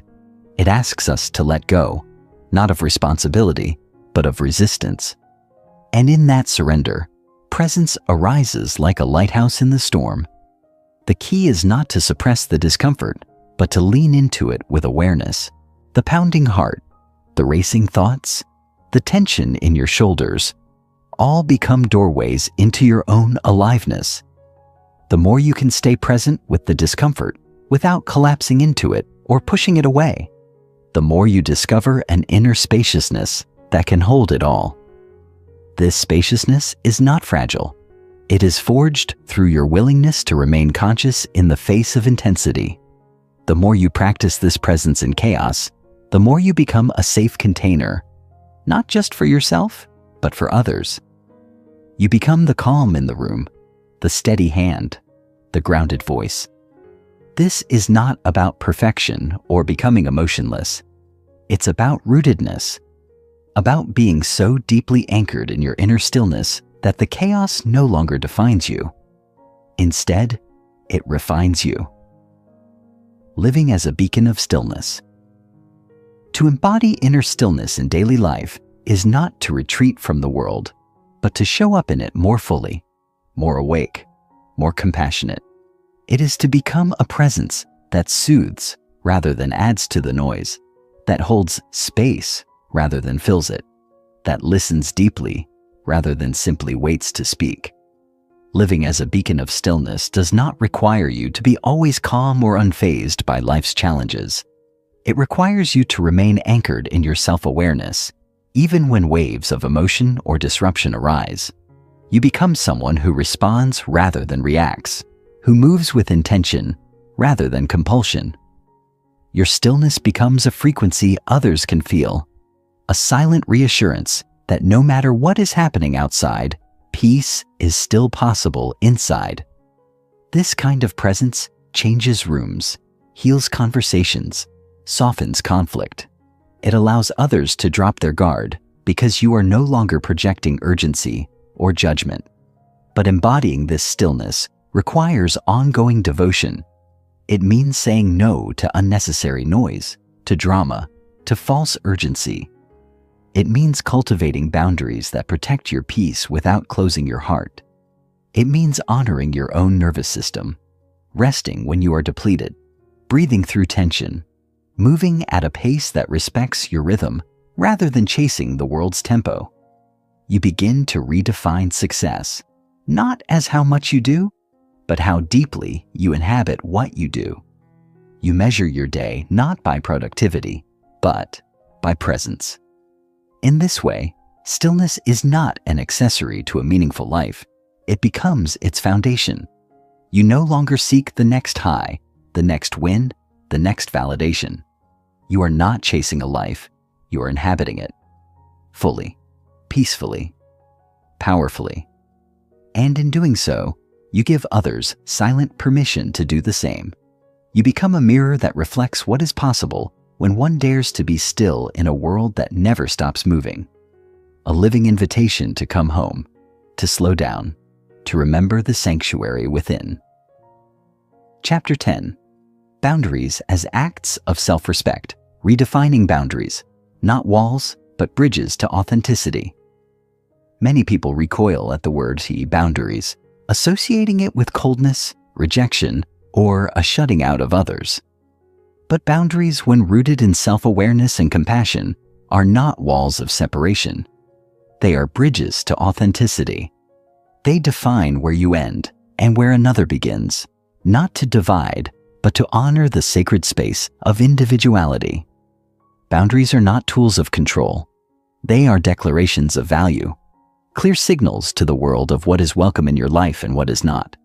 To set a boundary is to say, I respect myself enough to protect my time, energy, and emotional well-being. In doing so, you also extend an invitation to others to engage with you in a way that is conscious, respectful, and aligned. Without boundaries, we lose ourselves in the needs and emotions of others. We say yes when we mean no, absorb what isn't ours, and perform roles that no longer reflect who we truly are. We become distorted reflections of expectations, constantly bending to maintain peace or please others while eroding the core of our identity. But the act of setting a boundary is not a declaration of war. It is an act of radical self-respect. It is standing in the truth of your worth and recognizing that your presence, your energy, your life force is not a limitless resource to be given indiscriminately. It requires courage to draw that line, especially when the world around you has grown accustomed to your compliance. Yet, in reclaiming your boundaries, you begin to return to yourself. You no longer shapeshift to fit someone else's mold. You stand as you are, anchored in your truth, and allow your relationships, commitments, and expressions to flow from that solid ground. The energetic cost of porous living without clear boundaries, is like leaving the doors of your home open all day and night. Anyone or anything can walk in, rearrange your space, and leave chaos in their wake. You may not see the damage immediately, but over time, the emotional clutter accumulates. You find yourself exhausted for no clear reason, irritable without understanding why, stretched thin by the invisible weight of unspoken expectations. You become a container for everyone else's projections, pain, and responsibilities, losing sight of your own needs in the process. This porous living slowly siphons your energy, eroding your emotional stability and sense of self. You say yes out of guilt, tolerate disrespect out of fear of confrontation, and remain silent when your inner self screams for space. You carry what isn't yours, internalize moods and demands that do not belong to you, and forget the contours of your own desires. The energetic cost is not just emotional, it becomes physical, manifesting as fatigue, anxiety, even illness. Your nervous system, perpetually on alert, begins to fray under the constant bombardment of stimuli that you've not filtered or named. Reclaiming boundaries begins by recognizing these subtle drains and tracing them to their source. Where are you giving away your presence too easily? Where have you allowed the expectations of others to override your own clarity? As you ask these questions, you begin to see the invisible leaks that have slowly eroded your vitality. Repairing them requires presence, honesty, and commitment. You start saying no without explanation. You allow others to feel disappointed without rushing to rescue them. You prioritize your inner harmony over external approval. And as you do, you begin to refill, not just your energy, but your sense of agency. You move from depletion to wholeness, from reaction to intention. You no longer live at the mercy of others. You choose your life consciously, one boundary at a time. Boundaries as invitations to deeper relationships. Though it may seem counterintuitive, boundaries don't distance us from others. They bring us closer. By clarifying our limits, we allow others to know the truth of who we are. We stop pretending, performing, or pleasing, and instead show up as our whole selves, flaws, preferences, sensitivities, and all. This authenticity, while it may initially unsettle relationships, built on unspoken compromise, ultimately creates space for real intimacy. When both people in a relationship are aware of their limits and express them clearly, trust begins to flourish. There is no guessing, no silent resentment building beneath the surface. Instead, there is clarity, mutual respect, and a shared understanding of each person's needs and responsibilities. Healthy boundaries in love, friendship, or work are not about keeping score or enforcing rigid rules. They are fluid agreements based on self-awareness and honest communication. They allow room for vulnerability because they establish safety. You can express your truth without fear of being punished. You can receive someone else's truth without taking it personally. The boundary becomes a container for deep connection, not a barricade. But this shift requires us to break free from old patterns, the fear of abandonment, the desire to be liked at any cost, the belief that love must come through sacrifice. We must learn to let go of relationships that only survive through our self-erasure. Sometimes, in setting a boundary, we will lose people. But we must trust that what we lose is not love. It is the illusion of connection built on our silence. And what remains, or what arrives in its place, is far more honest, more resonant, more nourishing. When we operate from self-respect, we draw in relationships that reflect that same respect. We become magnetic to authenticity, not because we demand it from others, but because we embody it ourselves. The daily practice of boundary making. Boundary making is not a one-time event. It is a continuous, daily practice of listening inward and responding outward with clarity. It requires you to check in with yourself consistently. How do you feel in this interaction? Are you overextending? Are you abandoning your truth to keep the peace? Each moment becomes an opportunity to affirm your alignment or to course correct. The practice is nuanced. It's not always about saying no. Sometimes it's about saying yes more intentionally, but only when that yes comes from a full-hearted place, not a coerced one. It may mean limiting time with people who drain you, even if they don't mean harm. It could look like turning off your phone after a certain hour, claiming rest without apology. It may involve confronting someone kindly, but firmly, asserting your needs without aggression or guilt. These micro-boundaries, when practiced daily, begin to restructure your entire life. They create a rhythm that honors your well-being, and the more you practice, the more intuitive it becomes. At first, boundary setting may feel awkward, especially if you've been conditioned to people-please or self-sacrifice. You might second-guess yourself, feel guilty, or worry about how others will perceive you. But over time, that discomfort gives way to empowerment. You begin to realize that each boundary is a vote for your wholeness, a step closer to reclaiming your life. You start noticing the spaciousness that arises when you are not constantly overreaching. You breathe deeper. You sleep better.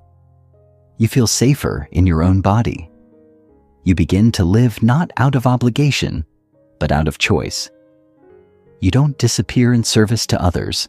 You serve from a place of fullness, and in doing so, you become a lighthouse, not a lifeboat.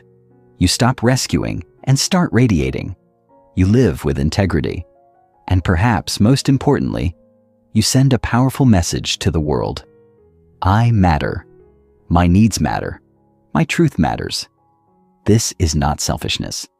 This is sacred stewardship of your own soul. Chapter 11. Mastering Emotional Alchemy.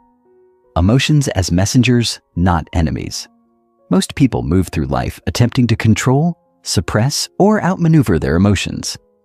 They are seen as unpredictable, inconvenient, or even dangerous, something to manage rather than embrace. Yet the truth is, emotions are not your enemies. They are messengers, sacred indicators that something within your internal landscape is seeking acknowledgement. To master emotional alchemy, you must first dismantle the belief that emotions are irrational or burdensome. They are deeply intelligent, encoded signals arising from the body's wisdom and your soul's desire to be known. Anger, for example, is not merely rage. It is the cry of violated boundaries or unmet needs. Sadness is not weakness. It is the grief of loss, the longing for connection, or the reverence of something once cherished. Fear is not cowardice. It is an alert system pointing to vulnerability or the edge of growth.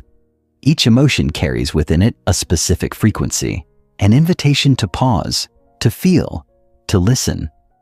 When you begin to see emotions not as disruptions, but as doorways to deeper truths, everything changes. You no longer fear your inner world. You become curious about it.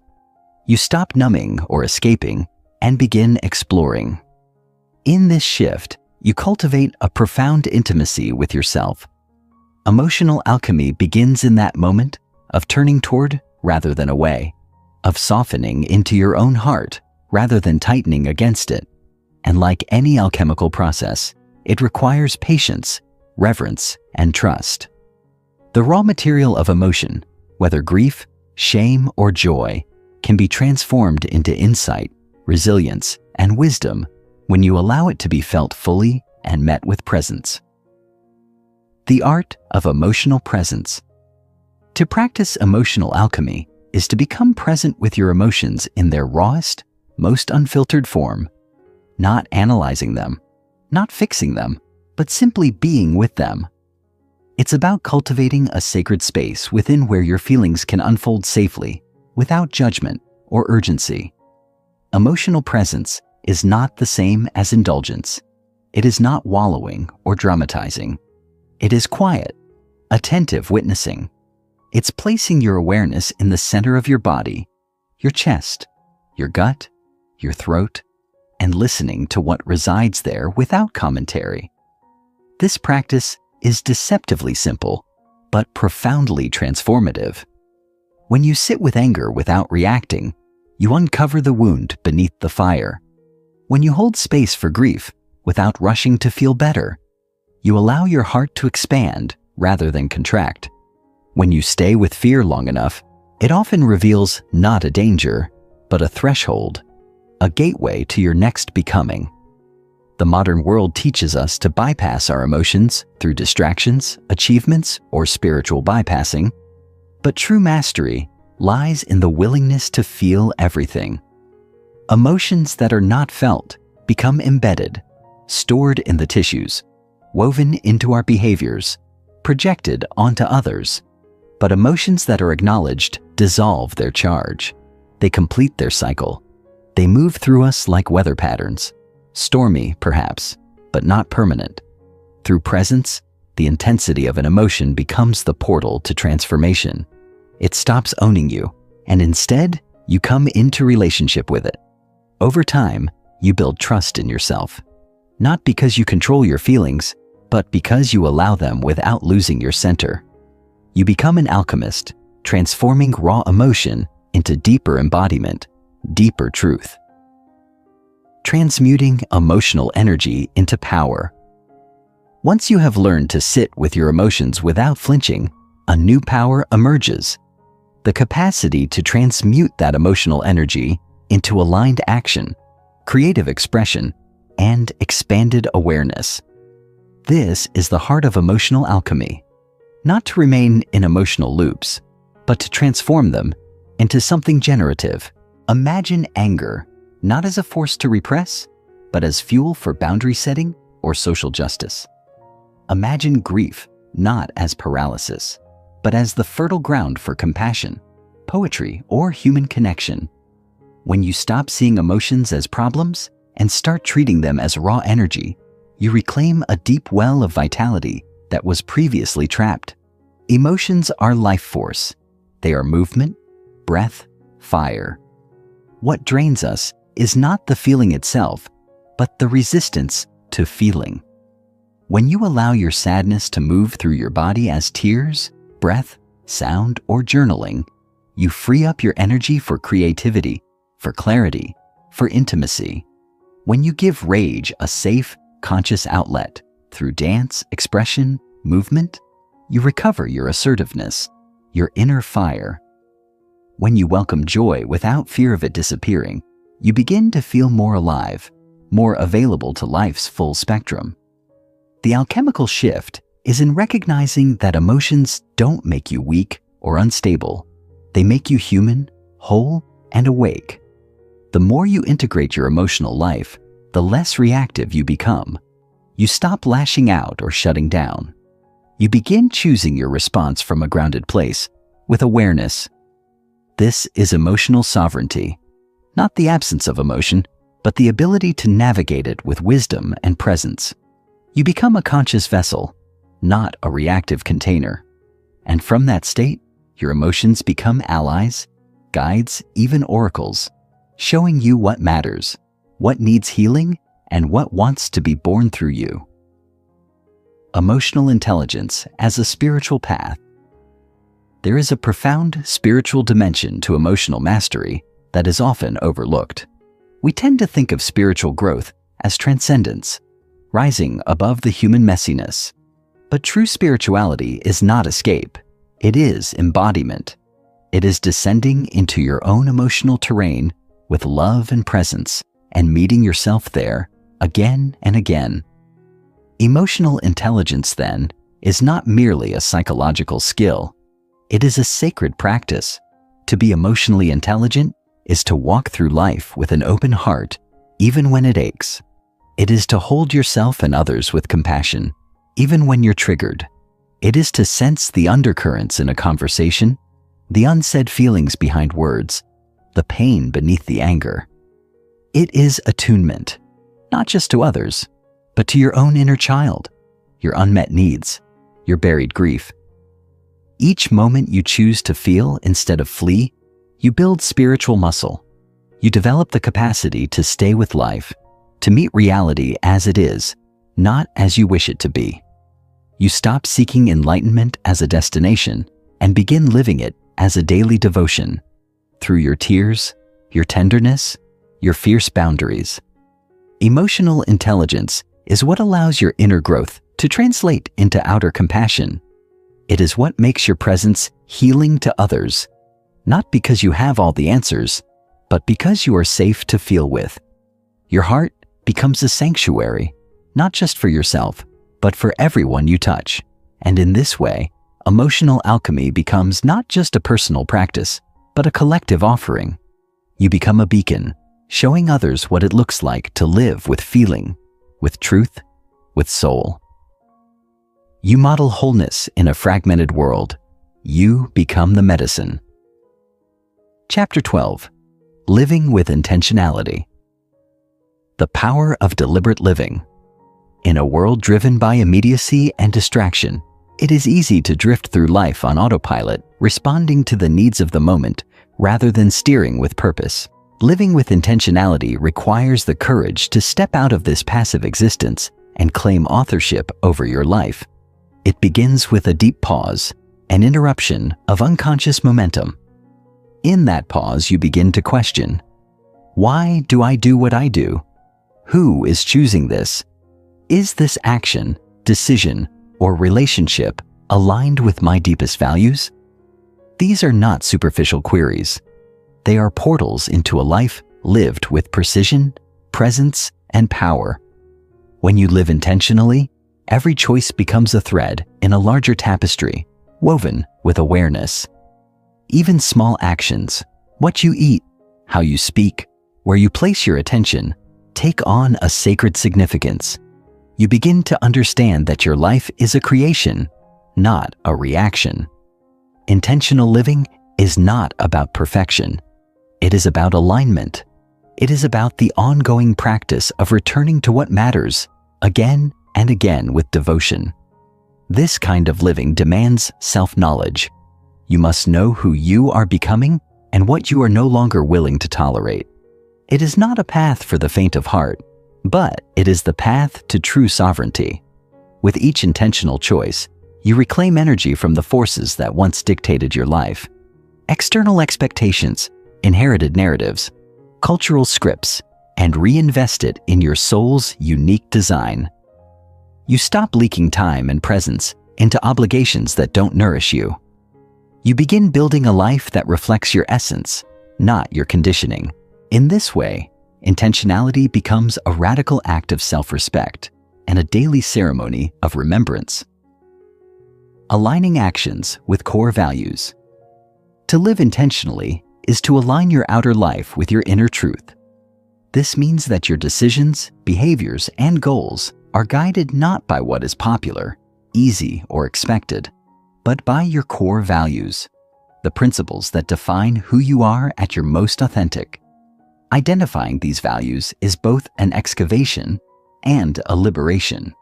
You must dig beneath the surface of your identity to uncover what truly matters.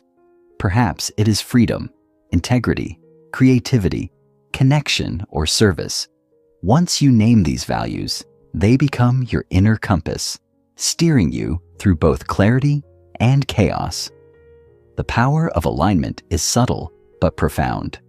When your actions mirror your values, there is a congruence that produces peace and vitality. You feel whole. You move through life with coherence. When misaligned, however, when you say yes to what feels like a no, when you prioritize external success over inner truth, you create tension within your psyche. You may experience burnout, resentment, or emptiness, not because you are broken, but because you are living out of alignment. The remedy is not to do more, but to pause and realign. Ask yourself before each commitment, does this reflect who I want to be?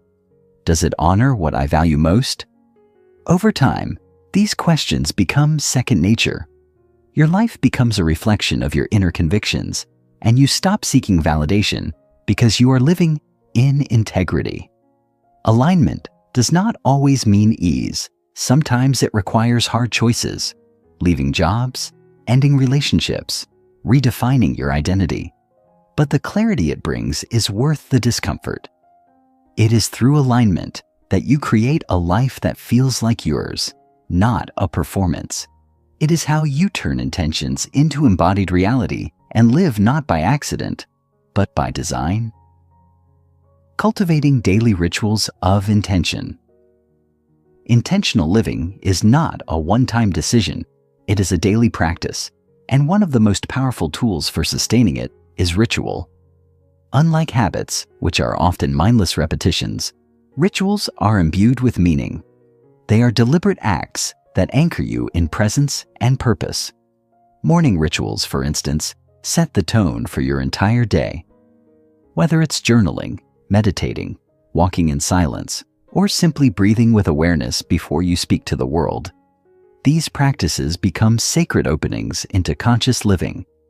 They remind you that how you begin matters.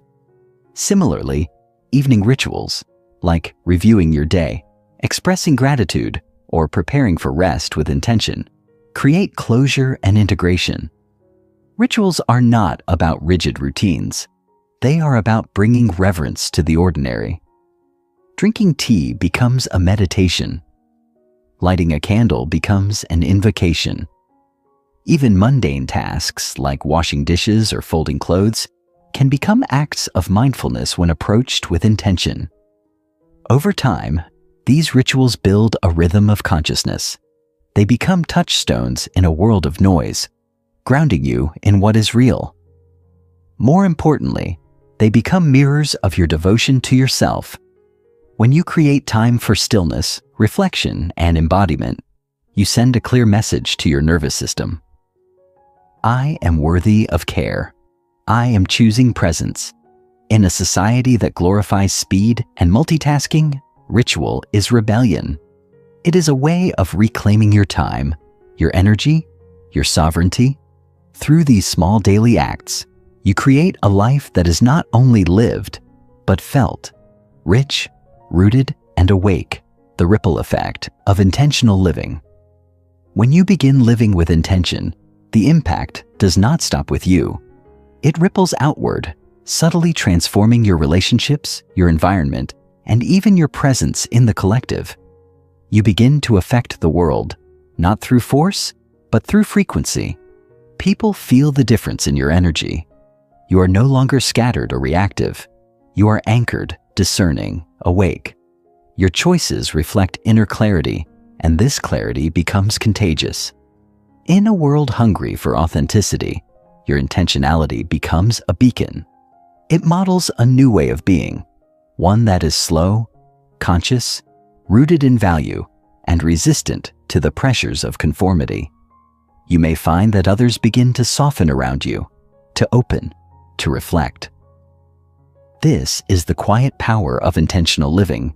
It creates resonance. Your presence begins to speak louder than your words. And yet, this ripple is not just interpersonal. It is systemic. Imagine a world where leaders led with intention, where communities organized around shared values, where families prioritized presence over performance. It begins with one person, one choice, one moment of awareness. This is how revolutions begin, not always with noise, but with deep, sustained attention to what truly matters. Living with intention is not self-centered. It is generative. It creates space for others to do the same. When you are no longer enslaved by urgency, you give others permission to slow down. When you live aligned with your truth, you give others permission to seek theirs. You become part of a collective shift, a movement toward more soulful, embodied, meaningful living. And in doing so, your life becomes more than a personal journey. It becomes a quiet revolution. Chapter 13. Reclaiming Inner Authority, Dismantling External Validation. For most of our lives, we are conditioned to look outward for guidance. From early childhood, we are taught to seek approval from parents, praise from teachers, and later, validation from bosses, peers, partners, and even strangers, we learn to measure our worth by how well we meet expectations, how many accolades we receive, or how seamlessly we fit into society's mold. This external orientation slowly severs us from our own intuitive knowing, our own truth. We begin to doubt ourselves, deferring our decisions to the authority of others, forgetting that we were born with an inner compass as precise and trustworthy as any map. The longer we live by the rules of others, the more dissonance we feel inside. A dull ache, a chronic fatigue, a sense of emptiness even in the face of success. Reclaiming inner authority begins by recognizing the cost of this conditioning. It requires a courageous confrontation with the places in our lives where we have outsourced our power. This dismantling is not an act of rebellion for rebellion's sake, but a reclamation of self-responsibility. When you stop looking outside yourself for permission, when you begin to honor your own voice over the noise, you reclaim the sacred role of being your own guide. This doesn't mean rejecting all external wisdom. It means holding it up to your inner truth and making discerning choices that resonate with your soul, not just your ego. Inner authority is not loud or forceful. It is quiet, grounded, and consistent. It doesn't seek to dominate others, but to lead oneself with clarity. In a world where many are desperate to be told what to do, reclaiming your inner authority is an act of profound liberation. Trusting intuition as a compass. One of the greatest aspects of reclaiming inner authority is the rediscovery and trust in one's own intuition. Intuition is not a mystical ability granted to a select few. It is a natural faculty within all of us, though often neglected or dismissed in favor of logic, analysis, and societal directives. In truth, intuition is the language of the soul, the subtle nudge, the visceral knowing that transcends explanation. It whispers rather than shouts, and in a world obsessed with certainty and proof, it is often ignored. But when you begin to honor intuition as a valid, trustworthy guide, a profound shift occurs in how you navigate life. You begin to sense when something is right or off, when a person's words mask hidden intentions, or when an opportunity aligns with your deeper path. The key to strengthening this compass is presence, creating quiet spaces in your day where you can actually hear the whisper beneath the noise. Meditation, walking in nature, journaling, and solitude all become tools for tuning into this wisdom. Over time, you start to notice patterns. The gut feeling that saved you from a toxic job, the dream that revealed an overlooked truth, the sudden clarity that arose in stillness. Intuition becomes not just a backup plan, but a primary tool for decision-making. This does not discount logic, rather, it integrates it. You become a whole being, thinking, feeling, sensing. Trusting intuition requires courage because it often goes against the grain. It may ask you to say no when everyone expects a yes. It may urge you to leap when others advise caution. But each time you honor it, you strengthen your inner authority and deepen your relationship with yourself. Life begins to feel less chaotic and more guided. You stop fearing the unknown because you've developed an unshakable trust in your ability to respond wisely. Boundaries as expressions of inner power. To fully reclaim your inner authority, you must become skilled in the art of boundaries. Contrary to popular belief, boundaries are not about pushing others away or erecting walls. They are declarations of self-worth. They articulate what you will and will not allow, what honors your energy and what depletes it.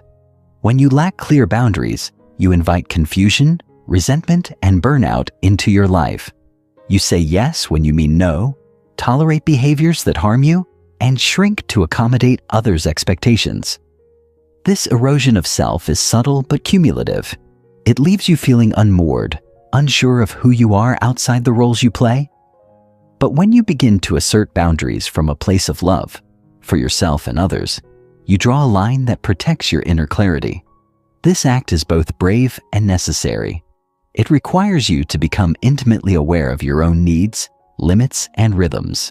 It asks you to communicate with honesty, to disappoint others in order to stay loyal to yourself, and to risk rejection for the sake of integrity. Boundaries are not ultimatums. They are offerings of truth. They allow relationships to be built on mutual respect rather than silent sacrifice. They teach others how to treat you by how you treat yourself. More importantly, they create the spaciousness necessary for inner authority to flourish. You are no longer swayed by guilt, fear, or manipulation because you stand rooted in what you know is right for you.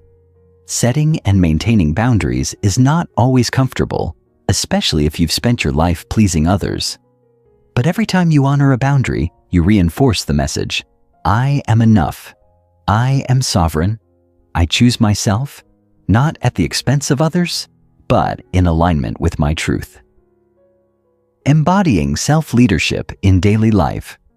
Reclaiming inner authority is not a philosophical idea. It must be embodied through daily self-leadership. This means taking responsibility for your choices, regulating your emotional responses, and navigating challenges with grounded presence. Self-leadership is the practice of being the adult in your own life, the one who shows up, tells the truth, and makes choices that serve long-term growth over short-term comfort. It is not about control, but stewardship. It asks, how do I lead myself when no one is watching? How do I show up in moments of discomfort, uncertainty, or failure? Embodying self-leadership requires radical honesty. You must be willing to see where you are sabotaging yourself, where you are blaming others instead of taking ownership, and where fear is disguising itself as logic. It also requires compassion, the kind that allows you to hold yourself accountable without shame. Each day becomes a field of practice. When you're triggered, self-leadership invites you to pause before reacting, to ask what you're truly feeling and what you truly need. When you face decisions, it reminds you to consult your inner compass before seeking external advice. When you encounter failure, it teaches you to mine it for wisdom rather than weaponize it against yourself. This kind of leadership is not flashy. It doesn't need applause. It is quiet, consistent, and profoundly powerful. Over time, you stop waiting for life to give you permission to act. You stop needing others to rescue, approve, or fix you. You begin to trust that you have what it takes to navigate whatever comes your way. And this is perhaps the most liberating truth of all, that you do not need to be ruled by your past, your fear, or your conditioning. You are capable of leading yourself with grace, clarity, and strength. Your life becomes a mirror of this inner leadership, not perfect, but intentional, alive, and true. Chapter 14. Becoming the master of your life. Integration, bridging the inner and outer worlds. Mastery is not a destination marked by perfection or achievement, but a state of deep alignment between the inner and outer realms of your existence. It is the moment when your values, beliefs, choices, and behaviors begin to form a coherent and embodied whole. For many, the personal development journey remains partial, as insights gained in quiet reflection fail to translate into action in the real world. Mastery, however, demands integration. It calls you to bring your insights into your relationships, your creativity, your vocation, your presence, the inner work, the excavation of wounds, the reclamation of power, the nurturing of truth, must now shape the outer architecture of your life. Who you are in solitude must reflect who you are under pressure. This process begins with intention. Each day becomes a canvas on which you paint your truth, not through grand gestures, but in the choices you make, the boundaries you honor, and the energy you bring into every interaction. Integration is not a one-time act, but an ongoing weaving of the sacred into the mundane. It requires vigilance because the pull of unconsciousness is constant. It asks you to pause before responding, to check if your actions are aligned with your inner knowing, to be ruthless in eliminating what dilutes your authenticity. Mastery is born in these moments, not in what you know, but in what you embody. It's the courage to walk into a room and remain centered, even when the world demands you shrink. It's the grace to act with kindness when triggered, the discipline to speak your truth without armor, the wisdom to rest when others push forward. Mastery bridges the gap between what is true and what is lived, creating a life that is not only authentic, but deeply impactful. Mastering energy, not just time. Most people attempt to master their lives by mastering time, managing schedules, increasing productivity, and optimizing every second. But true mastery lies not in controlling the clock, but in stewarding your energy. Energy is the currency of presence, the force that animates your actions and intentions. When your energy is fragmented, even the most perfectly structured day yields little fulfillment. But when your energy is coherent, clear, focused, and aligned, time expands. Mastery asks you to become acutely aware of what drains and what nourishes you. This begins with your inner terrain. What thoughts are you entertaining? What emotions are you suppressing? What stories are you clinging to that siphon your vitality? Your mind can be either a source of clarity or a vortex of exhaustion. Through practices like meditation, breathwork, and conscious movement, you learn to clear the noise, to recharge from within, to become the generator of your own energetic state rather than a reactor to external chaos. Equally vital is discerning where your energy goes in the outer world. Who receives your attention? What habits consume your focus? Are you investing in what expands you or indulging in what numbs you? Mastery demands the courage to audit your energy allocation. It invites you to unplug from the unessential, to walk away from the draining, to move toward the regenerative. This includes your physical body, the temple through which your energy flows. Nourishing foods, restorative sleep, mindful movement, and deep rest are not luxuries. They are prerequisites for sustainable mastery. When you learn to master energy, you become magnetic, not just productive. You move with intention rather than haste. You create from overflow rather than depletion. Your presence becomes a transmission, felt, respected, remembered. The quality of your energy, more than your words or achievements, becomes your signature in the world, creating from wholeness, not wounds. To be the master of your life, you must learn to create not from the places you've been hurt, but from the depths of who you've become. Most people unconsciously create from wounds, the desire to prove their worth, to gain approval, to avoid abandonment. Their ambitions, relationships, and even spiritual practices become strategies to fill inner voids. But creation from wounds is reactive. It lacks sustainability and breeds disillusionment. True mastery requires a shift into wholeness, a recognition that you are already complete, already worthy, already enough. When you no longer seek to fix yourself through achievement or validation, your creations become offerings rather than cries for help. This doesn't mean you deny your pain. It means you transmute it. You turn your wounds into wisdom, your trauma into teaching, your shadows into light. Wholeness does not mean perfection. It means integration. It's the willingness to meet every part of yourself with compassion, to recognize that your flaws are not failures, but invitations to deeper truth. From this space, you create because you are inspired, not because you are insecure. Your work becomes an expression of your essence, not a performance for approval.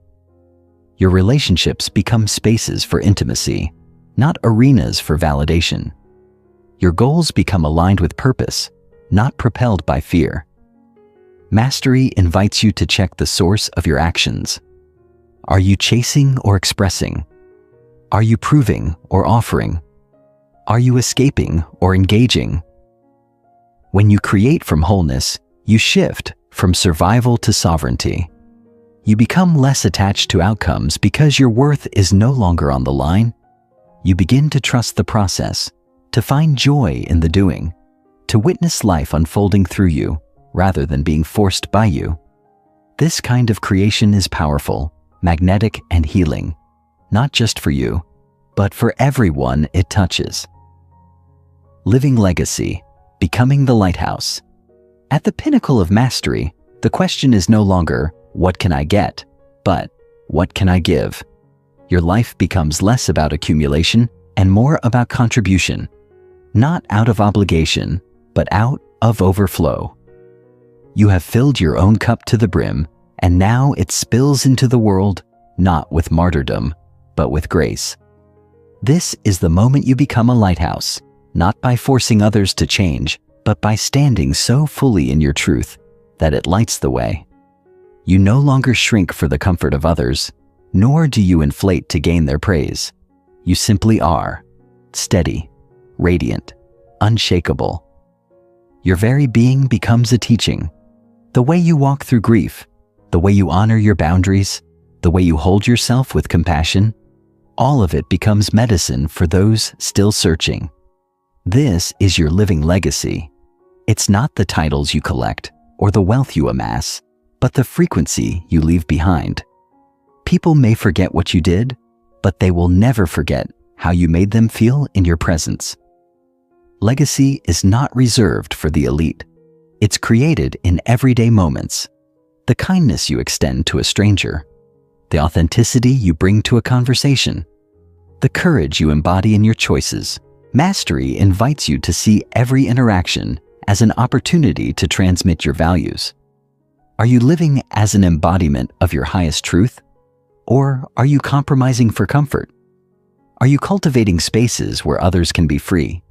Or are you unconsciously perpetuating the chains you've just escaped? To be a lighthouse is not to be perfect. It is to be authentic.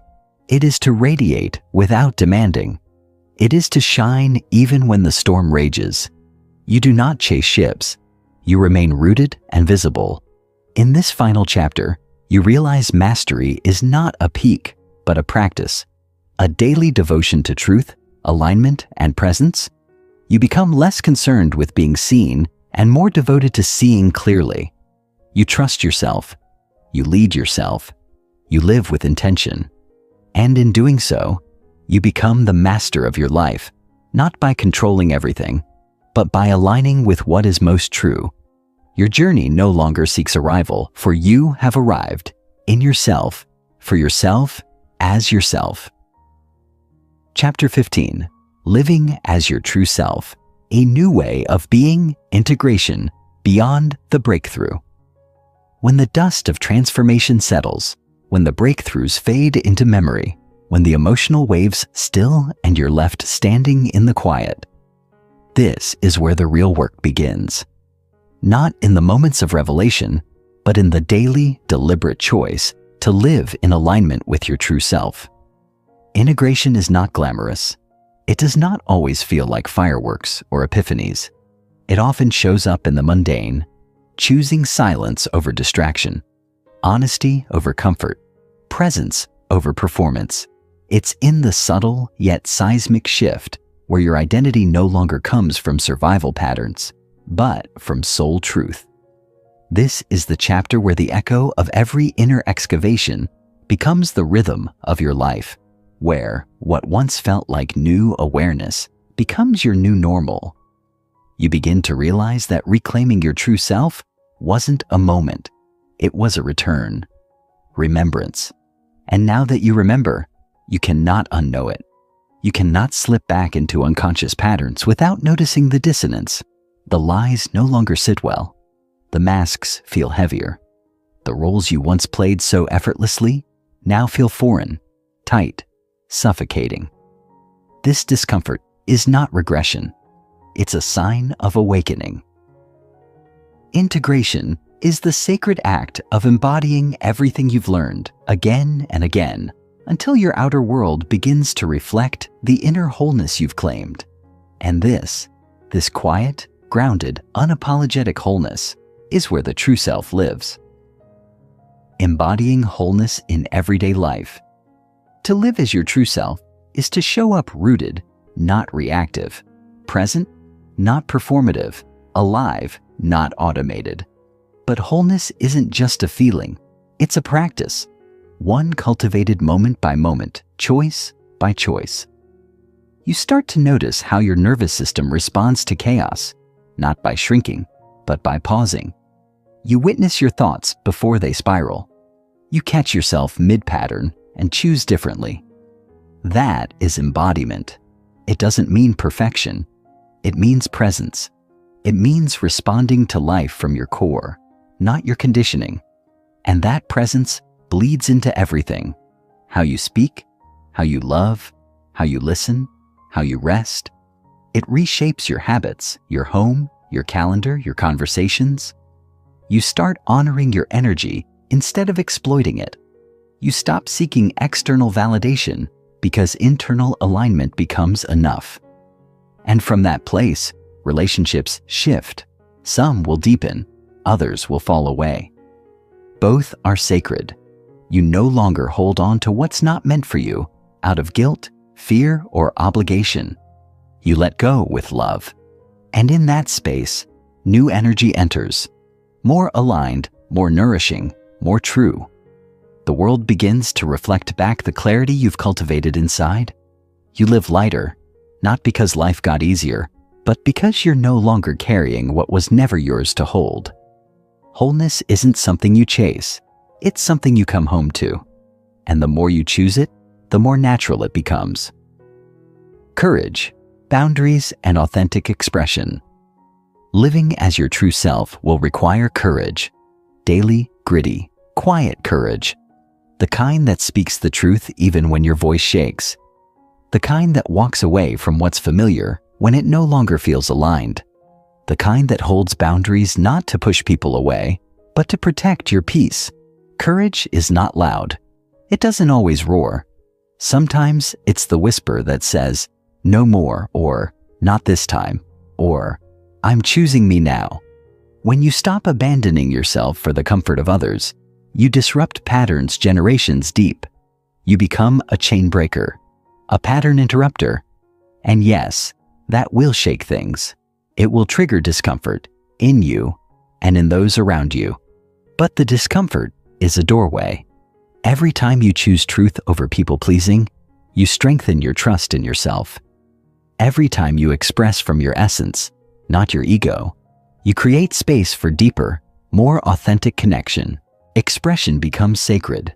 It's no longer about being heard to be validated, but about letting your truth breathe in the open, and those who are meant to hear it will. Boundaries become acts of self-respect, not walls, but gates. Not selfishness, but self-honor. And in that honoring, your life begins to mirror your inner worth. The world may not always celebrate your authenticity, but it will respect it. And more importantly, you will. That is the gift. That is the liberation. Becoming a lighthouse for others. When you begin to live as your true self, you don't just heal yourself, you light the path for others. You become a lighthouse in a world drowning in performance, perfection, and pretense. Not because you preach or force or convert, but because your presence speaks louder than words. People feel safe in your clarity. They feel inspired by your integrity. They begin to question their own masks, their own patterns, their own performative lives. And that ripple is the revolution. We heal in relationship. We grow in community. Your reclamation is not in isolation. It becomes a living transmission, a silent permission slip that says, "It's safe to be real here." You don't need to be a coach, teacher, or leader to do this. You simply need to be you, fully, freely, fiercely. That authenticity radiates. It teaches by being. And yes, some will resist it. Not everyone is ready to meet their own truth. But those who are, they will find you. And together you begin to create a new paradigm. One where honesty is sacred, where depth is normal, where masks fall and hearts open, where people don't just survive, they thrive. And it all begins with one person brave enough to go first. That person is you. You are not just reclaiming your true self for you.